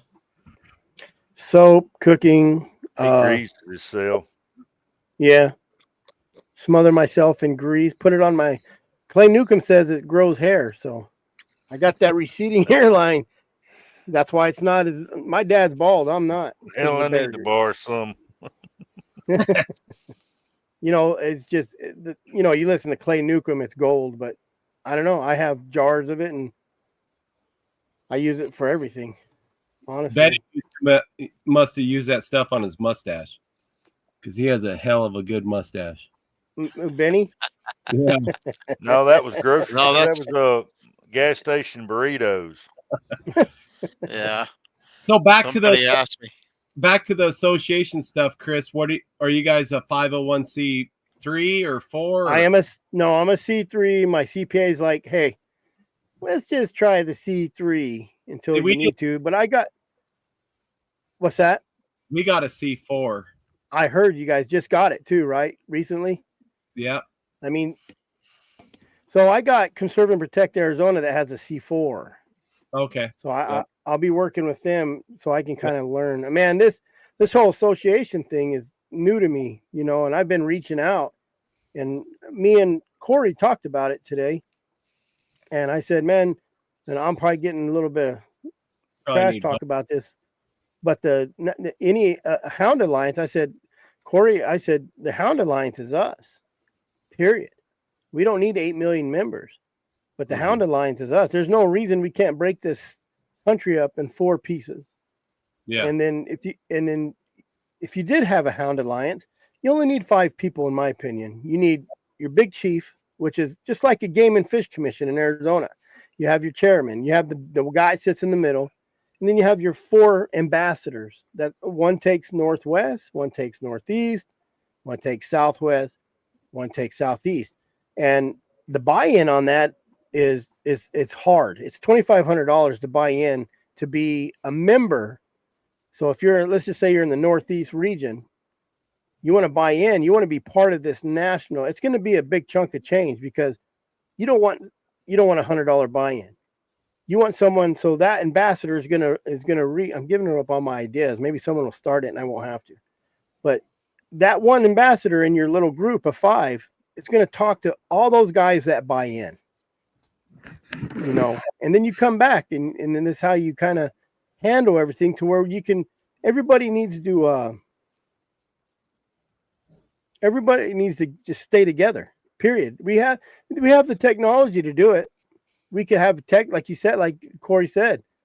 You know, anybody wants to jump in, we'll add you to the text group or the email group and have you just get online and talk. Hey, what's going on in Texas? What's going on? And tonight we had Arizona. We had New Mexico. I think he lost his service. We have Wyoming. We had Colorado. We had Utah. That's 5. That's 5 states right now. That's and we're kind of the west part of this region here, and that's where they're hitting us real hard. Because of the lions. Everybody likes lions. No one gives a shit about those raccoons, but when they're done with lions and they're done with bears, they certainly will. Where are they going to go? Where are they going to go? Yep. You know, just at our rendezvous, our petty throw together, me and Brett sitting around and said, we should have a campfire and invite some people. We had 70 people. We had people from Louisiana, Tennessee, New Mexico, Colorado, Utah. Like we had 5-6 states there. Tennessee. And in a 2-week, in a 1 month little stupid, let's just do something. We had 50 dinners bought with just a nothing. I shipped a whole trailer full of shit down there and y'all didn't buy anything out of it. I'm still bitter about that, Chris. Well, you know, let me tell you. This was so unorganized. I can't believe we pulled off what we did. And we still raised $1,000 for Colorado, which became $2,000 because Cody King doubled it. And that's not bad and then we found out we couldn't even get into the campsite till Saturday. So we all camped out all over the place like gypsies. So we basically had half a day Saturday and Sunday. So within 24 hours, we raised $1,000 to send, $2,000 to send to Colorado. And that was and so that shows that there's people that's interested in it. and people like to get something for their money. It's like right now. So my membership thing, I think is up. I posted it. How much are your memberships? So we just started it $50 for the year, $150 for affiliate. If you want to, your group wants to join our group, kind of deal, and $1,000 lifetime. But me personally, I think these memberships for these groups should be at least $20, $30 a month. There's no way people can't afford that. I'm going to tell you right now, they pay that much for Netflix, Hulu. Everybody has cable, which costs them $100+ a month. They have Netflix, Hulu, Prime, Paramount, Showtime, Max. These people are paying with internet and just TV. I guarantee your average household is at an average of $1,500 a year just for internet. My internet's $300 a month. I have $165 for my mobile and $130 for my house. And you're telling me people who go out and buy Copenhagen and beer and cigarettes and what's that coffee shop? Starbucks. They're spending at least $5 a day at Starbucks. Let's just say 5 days a week. They're spending $25 a week just on Circle K convenience, eating out. And you can't pay $20, $30 a month. Yeah, people can probably afford it, but we charge $35 a year for a single.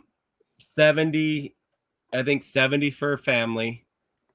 And a lot of guys don't even want to do that, It's crazy. I know. That's what I'm saying. It's ridiculous. It's ridiculous.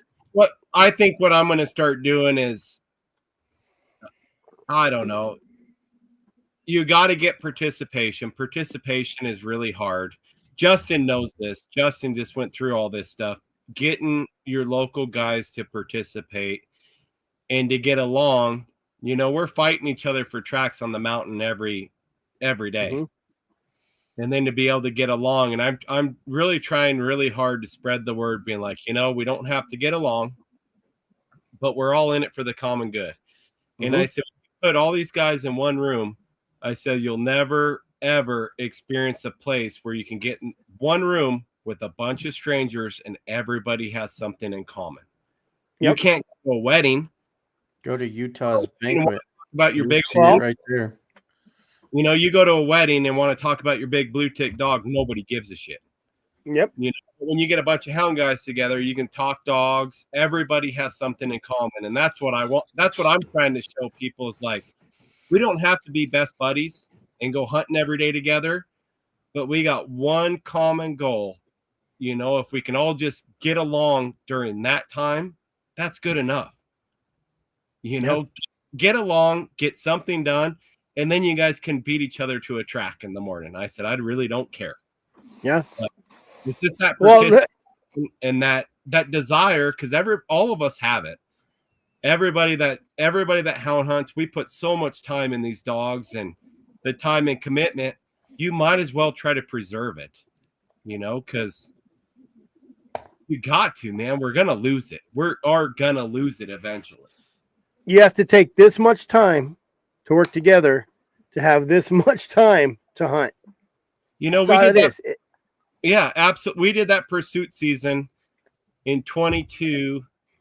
And I called every hound guy I knew, everybody, got buddies' numbers. And I said, all we need is a comment. Write a comment. We got 113 comments to the Game and Fish, which are like, this is 102 more than we've ever received. This is a big deal. Mm-hmm. You can see it's important to you guys. And that's what got it. People finally participate. And that's what needs to happen. Just participate. Write a letter, write a comment to your commission. Call a representative, email a representative. You can be like, I'm against this. That's all you need to say. You don't have to write a book about it. Just show them that people are out there that actually care. That's what the association is trying to get people to be involved. I was extremely pleased that we had 60 over 60 people that spoke at our game and fish. That's just what spoke. We had more there. And I Did was they do even the more second one with pleased. it on the agenda yet? When is your? No, Or is it's that the not going to be 24th or January. something? Yeah, it ain't going to be January. I think they have It's awards not. banquet January, or even if they have an awards thing, I'm going to go because it's all about hobnobbing, man. It's all about just saying, "Hey, Commissioner, what's up? Remember me? I'm Chris with AWDA." Yeah. Oh Yeah.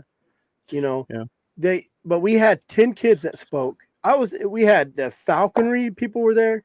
The Arizona Trapping Association was there. You know what you should do, Chris? I thought about Hmm. this. I meant to text you it, but since that's on YouTube, you should go back through that video, watch all those public commenters, write all them names down, and then message them all and put them all in a big email chain and work with your C4 guy down there and get all of those people that showed up on that first time and have them in a call to action email chain. And when shit needs to happen, you have an email list that you can go to of guys that already made that first step to show up somewhere and utilize that, because you got something that I don't think a lot of states would have had to get that kind of turnout there. It wouldn't have happened here. It wouldn't have happened in a lot of these states. So I would take advantage of that and network that together a little bit. Go back through there, find as many of you can on Facebook, whatever, and just say, hey, I'm putting a email list together for this, and keep track of them all. And then when something does come down the pipe or you get relevant new information, talk with your networks and things and make sure you're not dumping any info that doesn't need to be dumped. But you can reach out to that major group and you've got a leg up on some stuff now already. So I think that'd be a good what's opportunity crazy? to capitalize on. What's crazy is it wasn't even on the agenda. Oh yeah, it was just on everybody's phone. Yeah, I'm not saying I'm directly involved, like responsible for people showing up, but I know I got a couple people to show up just with this show and emails and Facebook, and there's a lot of people. It's about that network too, though. Like I told you before, where'd you get that first text message about that bill? From Naomi. I got it from Colorado. Naomi from Colorado. Yeah, I'm like, so I mean, it's about the network, and so like I said, with that group that you had there, go back through that whole video. I watched all of it, 3.5 hours worth of public comment, and write all them names down, find them on Facebook, track them down however you can, put them all in an email chain, and then you've already got a lead on 65 in-person show-ups. I know them all. I know them all. And when I found out the organization was there, I've reached out to them. I've emailed every one of them too and told them, hey, man, thanks for coming out. The Upland Bird Dogs, even though the petition said, hey, bird dogs, this don't include you. Those guys said, no, we know what's up, because when you're done with them, you're coming after us. But the falconry, I didn't even think of the falconry. And for people, I have people wanting to help me all the time. And I'm sure you two know this really well. I wish I could remember to get back with you guys, because I have guys all the time say, hey, if you need help, and then I don't think you're so busy. You don't think about, oh man, I need to call this guy and tell him, yeah, you can do this. Oh, I need to call this guy. I had a guy write down all the names. He was watching it. He couldn't show up. He had neck surgery, and he wrote down everybody and he took notes. And I feel bad because I haven't reached back out to him. But man, let me tell you, let me tell everybody on here, all 49 people it says it's on here right now. If you want to start a hound association, talk to Justin and Corey.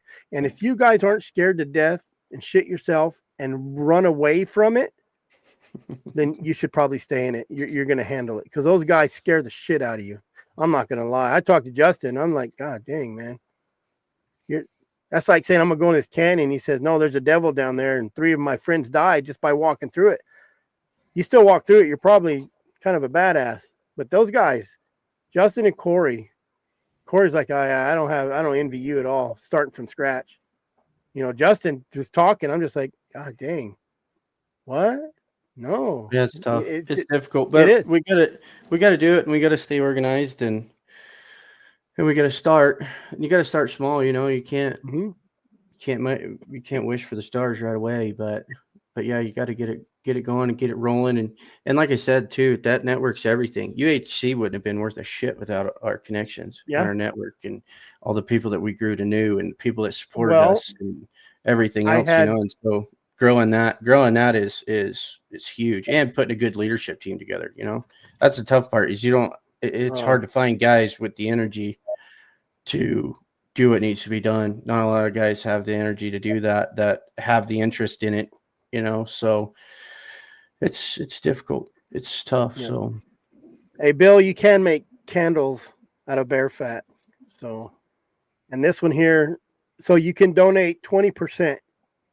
You can use 20% for the first $500,000 and donate it for your legislative, your politics stuff. Your lobbying. The second $500,000 you can donate 15%, which is still it's a good chunk of change. But there's also the gray area and loopholes because just because I don't donate it to say a C4, say I make $100,000 and I give them, $20,000. There's your 20%. It don't mean I can't spend $10,000 on brochures or educational stuff. It doesn't say that I can't make videos about lion hunting saying this is what it is. It's just I can only take the 20% and donate it to a C4, and then they can go lobby up. You can't donate all your C3 stuff to a C4. I think you can donate 100%, can't you? No. You just my CPA said it's 20%, so 20%. You can take 20. But like I said, there's that gray area to where to C3 you can donate 100% of anything. Yeah.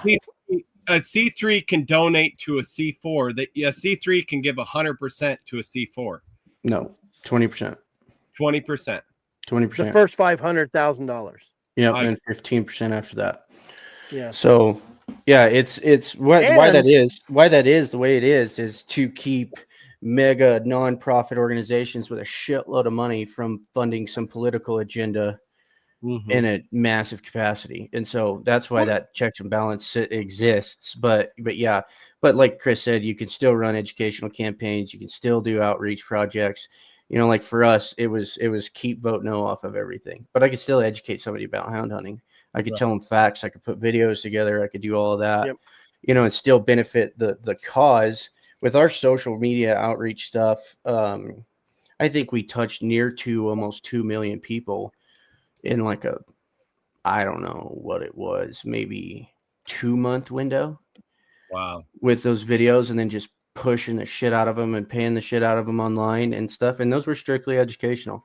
The point got across, but that was what won for us was people just needed a little bit more than the baseline understanding that they had, and then they could see the light in it, So, but yeah, that's the glory. And then C3 too, you've got the benefit of being tax deductible. Businesses can get a fully tax deductible donation. That can garner you some extra money. But yeah, and then you've got and Chris, you got the right direction from your CPA, it sounds like, to be honest with you. So just keep in touch with them. But there's some more stuff you can do with how you utilize that money, at what capacity, at some type of political standpoint. You can do more than just donate to a C4, and to make sure you ask them. So I'm not giving you bad legal advice here, but you could do more than donate just to a C4, but you still have to stay within that 20% or 15% threshold. Oh, absolutely. And the thing about a C3 is you can't say vote no on 134. Or no, then you're a political advocacy. You have to say, hey, here's a reason that lions need to be managed. You can say that. Here's a reason that you should not hunt lions. There's always gray area. I'm a loophole son of a gun. I tell you that. But you have to educate it. You have to find those loopholes, and you have to talk to people. It works really well. It's more digestible at times too to the public than shove it down your throat, vote this way kind of deal, And then like with your wildlife commission, that's politics, but that's not voting level stuff. And so you can have conversations about that too, and you can influence people to reach out to legislators or commissioners or whoever it is on their own as well within that capacity. Yep. So cool. Well, guys, I got to run. I got a 2-year-old that's sick to death, and my wife. I've been lion hunting all day, so she's gonna choke me out. I gotta go. I gotta be throwing an assist. I can smell the food. She's driving me nuts, fellas. I feel your pain. Cool. Well, hey, thanks for appreciate it. jumping on. Thanks for the Yeah, of information, course. and we'll stay in touch for sure. Yeah, no worries, Blake. Hey, I don't He know went about through you a young guys. I don't even have any 2-year-old grandkids anymore.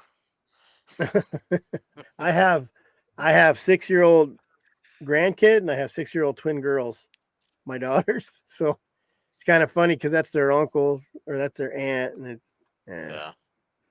I told my kids either have kids or I'm just going to keep having kids. And as soon as my first my daughter got pregnant, I went and got cut. So there you go. You're tap out, tag out. Your turn. And then she made fun of my wife for having 2 sets of twins. I got 2 sets of twins, and she made fun of her. She had a single kid, the first one, and then when she made fun of her so much, her second kid was twins. So she's like, "I'm sorry. I'm sorry for making fun of you." Karma. My wife says I manifested it. I think organizations are important. I think an alliance between them all is even more important. So that's why I've been trying to reach out. And I kind of started small, local, and my local is my little surrounding states: Nevada, New Mexico, Utah, Colorado, Wyoming. But you know where the money's at? And that's them damn coon hunters. There's a lot of money, and I think those guys as houndsmen should step up, even if they just do an affiliate join. That's my opinion. But then But there you go back to participation, Chris. Getting them to participate. All those guys want to come hunt here. They get tired of hunting coons. I got tired of hunting. What's that? I've seen people from Maine, New Jersey, Virginia, Florida, Alabama, Arkansas. I've seen them everywhere trying to run lions. Yep. They're here all the time. And it's not Wisconsin, everywhere. But it's not just Luke. It's not just the lions. It's not just. It's the pursuit of wildlife. Yeah. They're just using this. They're just using this cat deal in the West to get their foothold.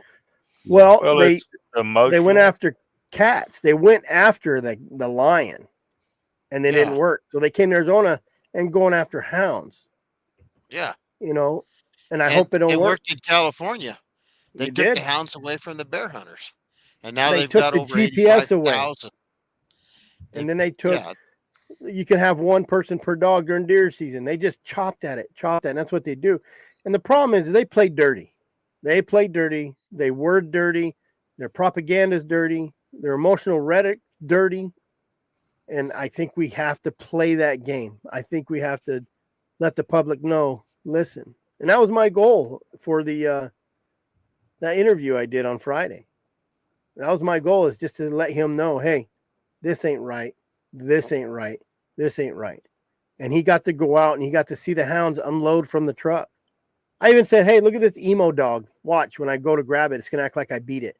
And I said, hey, and that dog looked at me stupid.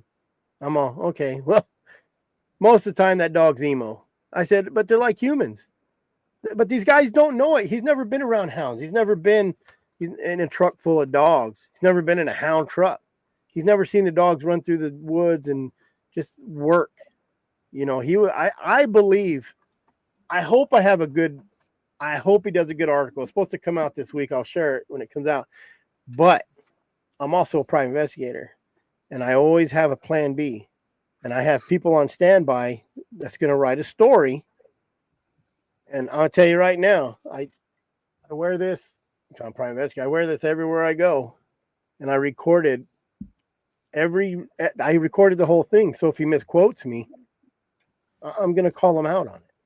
And I think that's what needs to happen. These people need to be called out on it. Chris, on your website, the fourth red, you should be you. Oh, Jesus. You're worse than my wife. Listen, I was just trying to get this up today. And honestly, I loaded that all up right before I got on the show. But thank you. because if there's anything wrong with my website, just email me or tell me I'm stupid, because I got thick skin and I know I am. My wife reads my stuff after I post it. She's like, "What are you doing? What is that?" But thank you. I will. I gotta write that down too. The fourth red U. Because when I get in a hurry, I don't have time. I've Hey, been working on that all look. day. I build my own Look website. what I'm working on. You know, those are pictures. This is a book. This is only the book. There's no pictures. This is just the transcript for converting Tony's Jaguar book into English, and he's asked me to check punctuation. It's like, good hell. So I just retired so I could spend a month on this. Yep. Well, guys, I'm going to take off. I got to eat some dinner. So, Yep. thanks Man, this 2 hours went quick. yeah, it did. Yeah. Thanks for jumping on, man. I think everybody was appreciative that we got a bunch of hound organizations on here and just kind of told them, give us some last words about joining an organization, your opinion on it. Yeah. Yeah, it was good. Thank you for having me on. I appreciate it. Mm-hmm. We thank you. Yeah. Yeah. You want some last words? Is that what you said? Yeah. Give me some last words. And join an association, help out, put in a little bit of time. That's all it takes. A comment to the Game and Fish, call it representative, whatever. It's just you have to participate.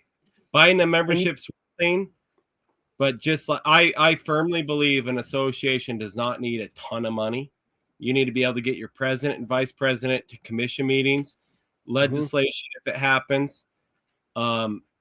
We don't need hundreds of thousands of dollars. You need money to cover our expenses, because like the first 2 years, me and my wife did it out of pocket, and it's a lot of money. I know. You can't. My C3.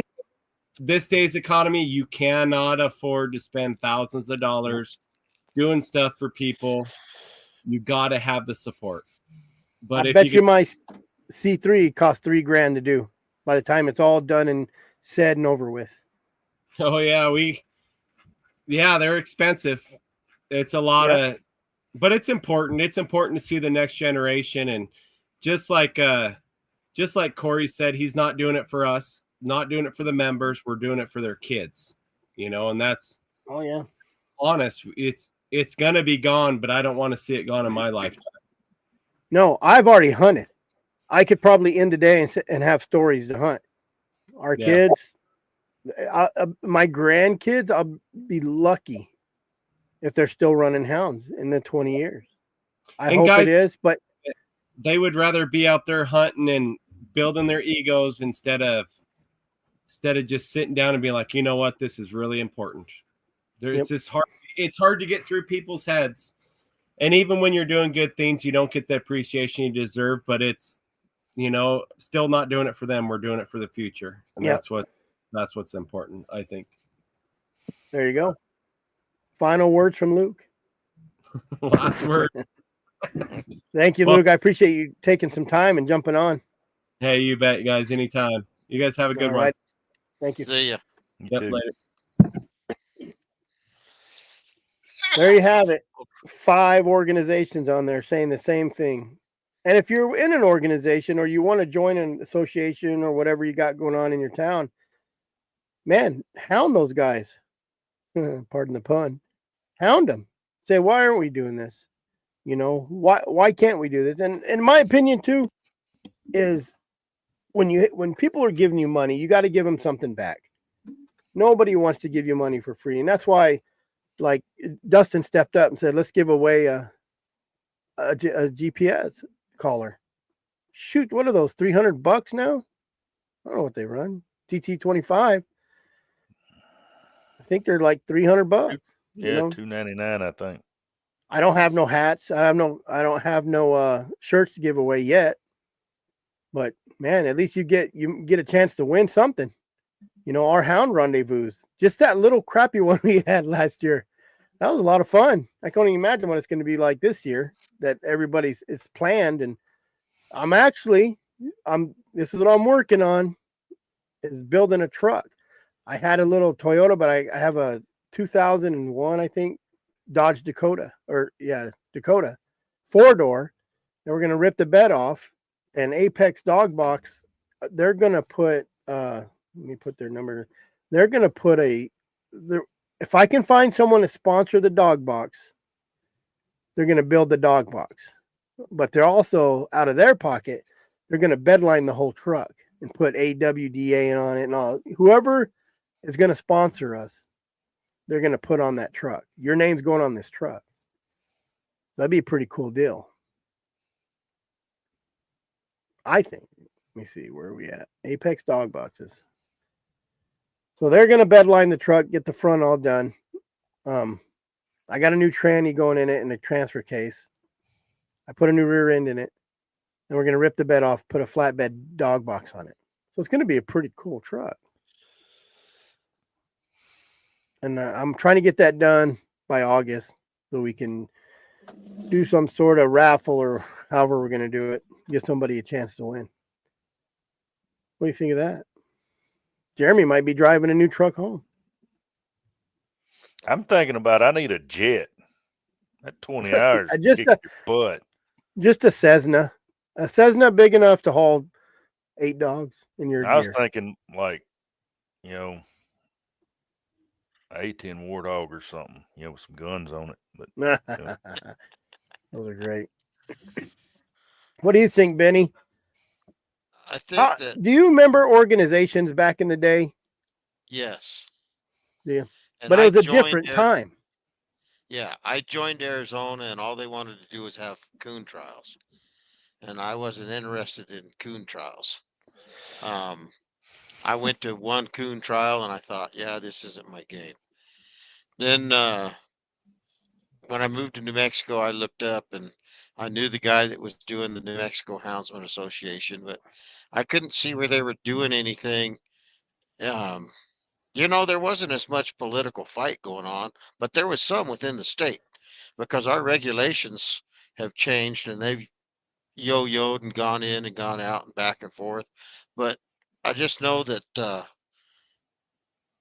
I never found anybody that represented me. But what you guys are trying to do now, if I still had a pack of hounds, you're representing me because the fight is against, the attack is against the dog. They did it. It is. They done it in several states, and they're just moving around. And for anybody that thinks that their states, oh well, it won't happen here. Oh. Well, what if it doesn't happen there next, but it Look at happens there in 18 months? look at Nevada right now. Nevada Wildlife Yeah. Commission meeting. Well, let me see. Let me go. So we need people to show up to fight the antis in Nevada. The anti-trapping petition here in Nevada this month, 124, because they're going after trapping, right? The Nevada Wildlife Well, they Commission meeting. outlawed trapping in California and in Arizona and in New Mexico and all over. And I got to tell you, the hound hunters pretty damn narrow-minded a lot of the time. Well, I don't like my dogs getting in a trap anyway. Those sons of bitches need to get out of here. Well, okay. Yeah. And so when those sons of bitches are gone, they're going to look at us and they're going to say, well, you poor sons of bitches, now you can fight for your life too. Yep. And outdoors is outdoors. And if everybody can't show some mutual respect for everybody enjoying their form of the outdoors, then nobody deserves to be there. And trapping was what this country was founded on. And trapping is what they start to end it. They always go after trapping. They start going after trapping, and that's what they get all these people in there. Small leaf on the tree. It is. It is. Just like a beaver. They'll chew the bark off first, and then it exposes the meat. So anybody in Nevada or anybody can, I imagine anybody can email. I don't know, Rowdy, can people email the commission in Nevada? Yeah, we do need to support them, and they need to support us. There's no reason we can't hold hands. And then once we get behind the building, we can beat each other up and go on our own way. Well, I'm one of those weird people that ran a trap line and had hounds at the same time. Me too, Benny. Oh, yeah. My favorite thing when I was 14 years old is get home from school, get on my 3-wheeler, run out 10 miles and run a 8-mile, 9-mile trap line, be home by 8 o'clock at night, skin out everything, which is why these fingers hurt from skinning and these fingers hurt from pulling down, sticking my hands in the eye holes, pulling them down. But for the people back east, well, they're not going to bother us. No, they will bother you. They'll bother you. It's just that right now the West and the romance with the predators is an easier target, and there's not as much money because hey, I hunted by myself. I mean, I hunted with some other people here and there, but just like one of these guys said tonight, I was out there all by myself, miles and miles and miles with me and my horse and my dogs. And so it's not the same look and the same scenario and everything else, but sooner or later the easy targets will all be gone, and then those other easy targets that just got wiped out will say, hey, we didn't hear anything out of you, and you all knew we were under attack. And so and that, just like the bird dogs, they know they'll be next, and the They knew. falconers, they'll be next, and anything to do with wildlife, because that's the cool thing to do now, is worship wildlife over human life. And that's the way, I mean, that's just the reality of it. Well, they've humanized wildlife for so long that it's. Oh, you can watch these stupid programs on TV. I like to watch wildlife shows, but when the narrator starts telling you what the animal's thinking and how they're feeling, and they've got all these emotions, and it's like, you dumb moron, turn this shit off. I can't put up with you. But that's the general public's attitude. And that's why I brought up the deal with the sheep ranchers and the hounds. It's become a generational thing, because the time that I grew up, everybody wasn't a soft pansy. And today that's just the way to be, because they've, look how much of the population has moved into town and moved out of the rural setting. And that's part of it too. Well, they couldn't handle it. Yeah. Life out in the country is a little harder than it is in the city. Yep. We don't You have a can't Starbucks out here. Nope. No, you just got to go. You just That's like I what got Jared a bun. took me. I got a bun coffee maker, and it takes about 1.5 minutes to get 12 cups hot and rolling. Well, that's like I boil my coffee. I still boil my coffee. I can't drink it out of a coffee pot. It tastes bland. we were gonna get gas before we headed up to you, Chris, and hell, we either had to go to Nogales or the other town that was 10 miles away. Yep. Yeah. Yep. So I think it's social media is evil, and it's also a really neat tool. Just like being able to get all of this stuff together. Right now, what we're doing is social media. This platform right here, this is social media. And it costs you nothing to share. Yeah. It doesn't take nothing it costs nothing to share. It takes a few seconds to hit share.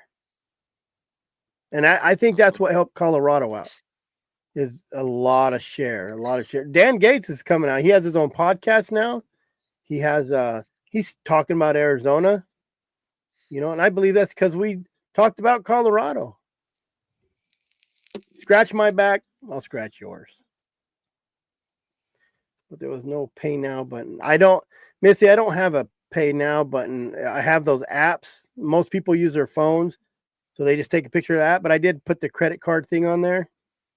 I've been talking to people about a merchant service too. So pay now button on the credit card. But so that's how I got. You have to send me credit card information, which will be deleted as soon as it goes through, or you use Venmo, PayPal, or Zelle. You just take your phone, take a picture of it, send you there. And if you don't have none of those, send me your credit card. Me and Missy are of similar generations. Yep. Yep. I don't use any of that stuff either, Benny.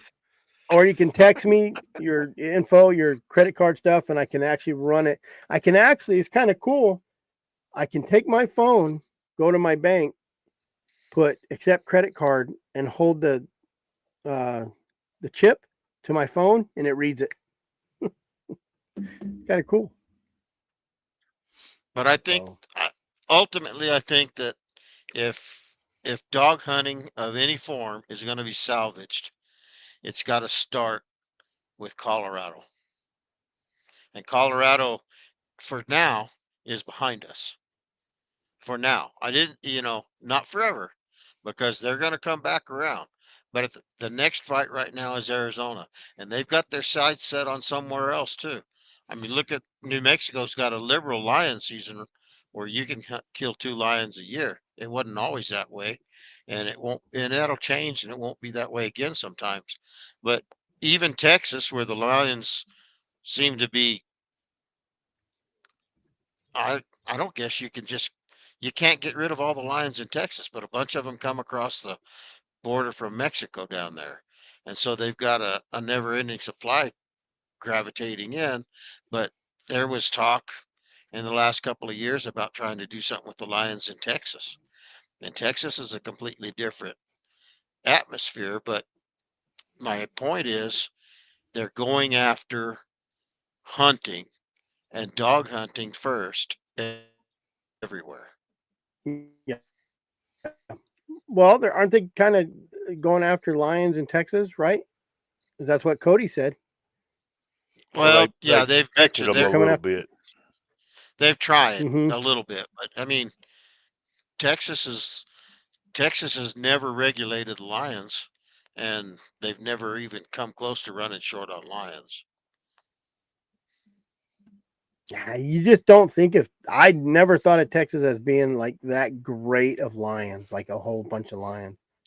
Well, not statewide, Chris, but if you go Certain to areas. the Davis Mountains and the Glass Mountains, and they've got a range where they're just, and you go in, and it's all private country too.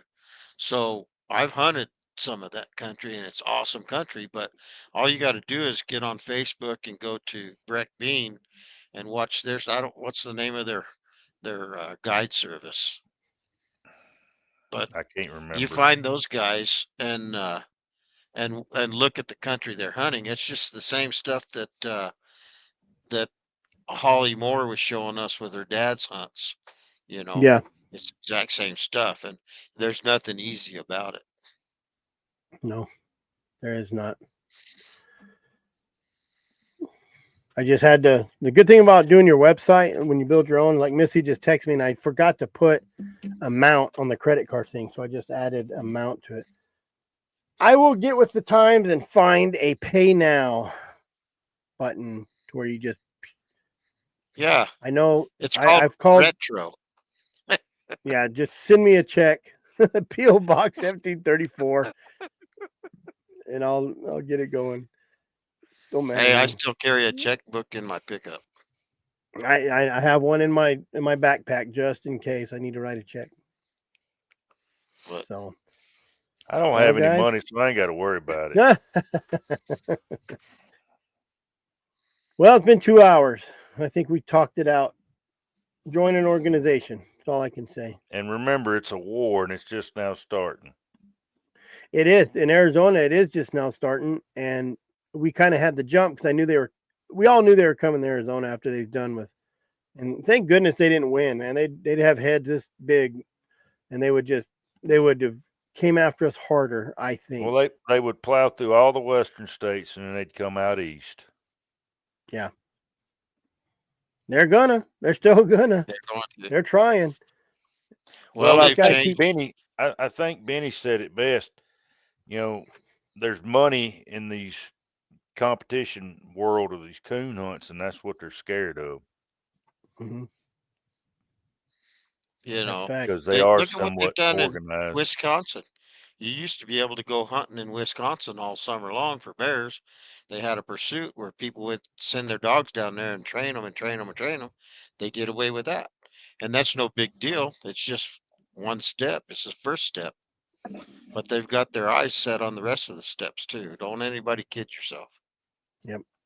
Oh no, they have an agenda. They have a plan.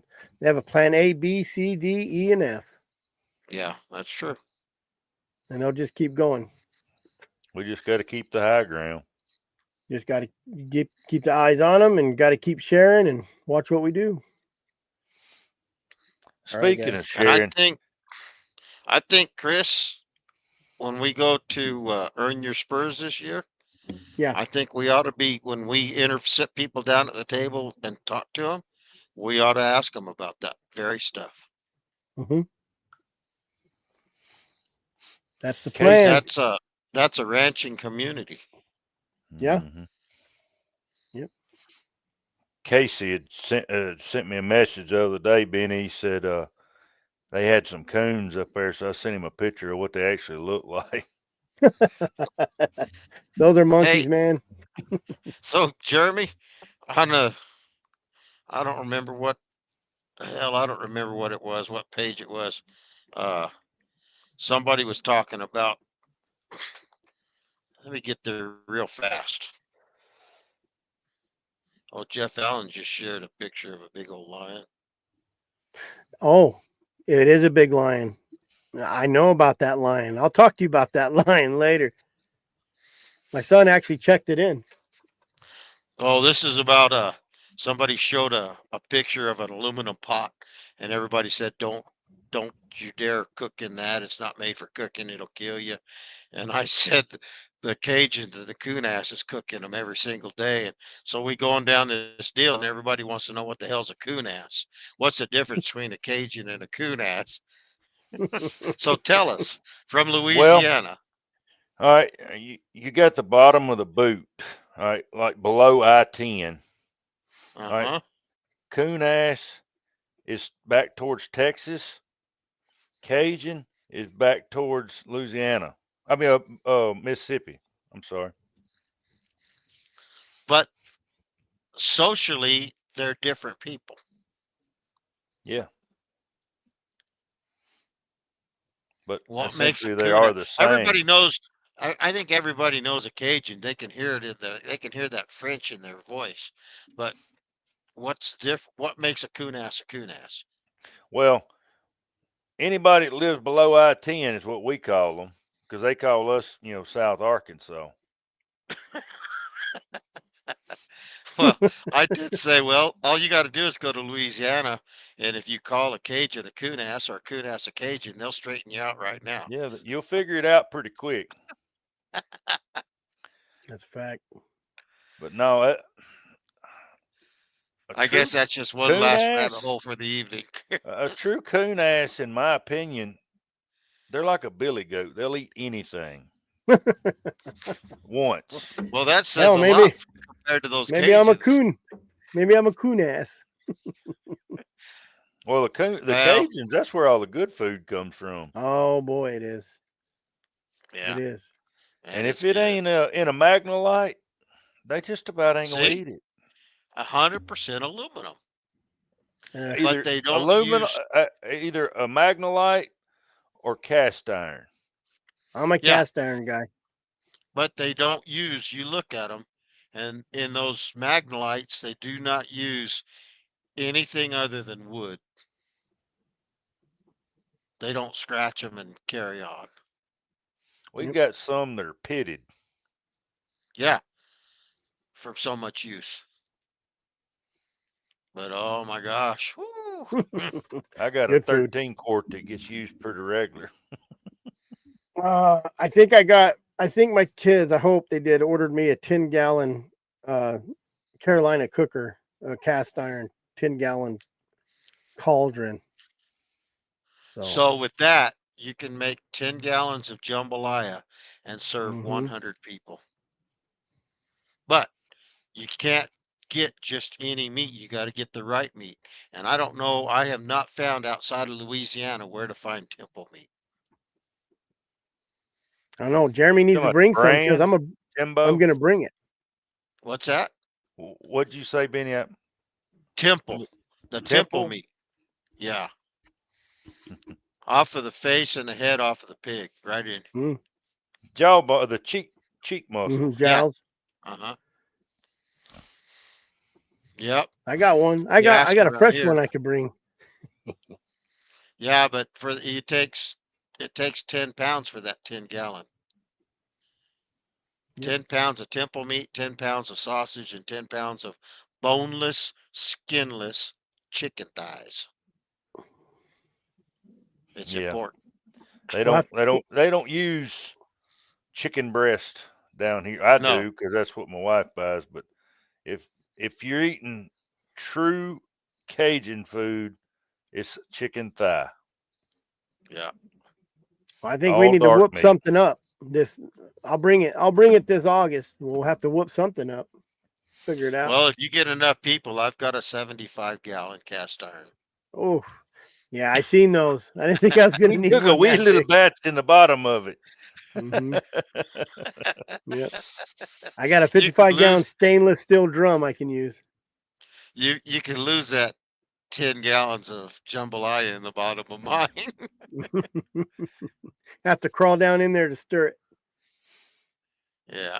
All righty, guys. Well, guys, you have a I'm gonna good get off evening. here. Enjoyed Probably it. jump back. I got a lot of emails coming in, so hopefully it's all those members signing up. All right. Take care. All righty. I will see you guys next week. Thank you, sir. We'll see you. All righty. There you have it. Organizations, find one, join one, start one. You can go to azwda.com. I got it up. I'm not sure if it's working. I have got some emails, people putting in.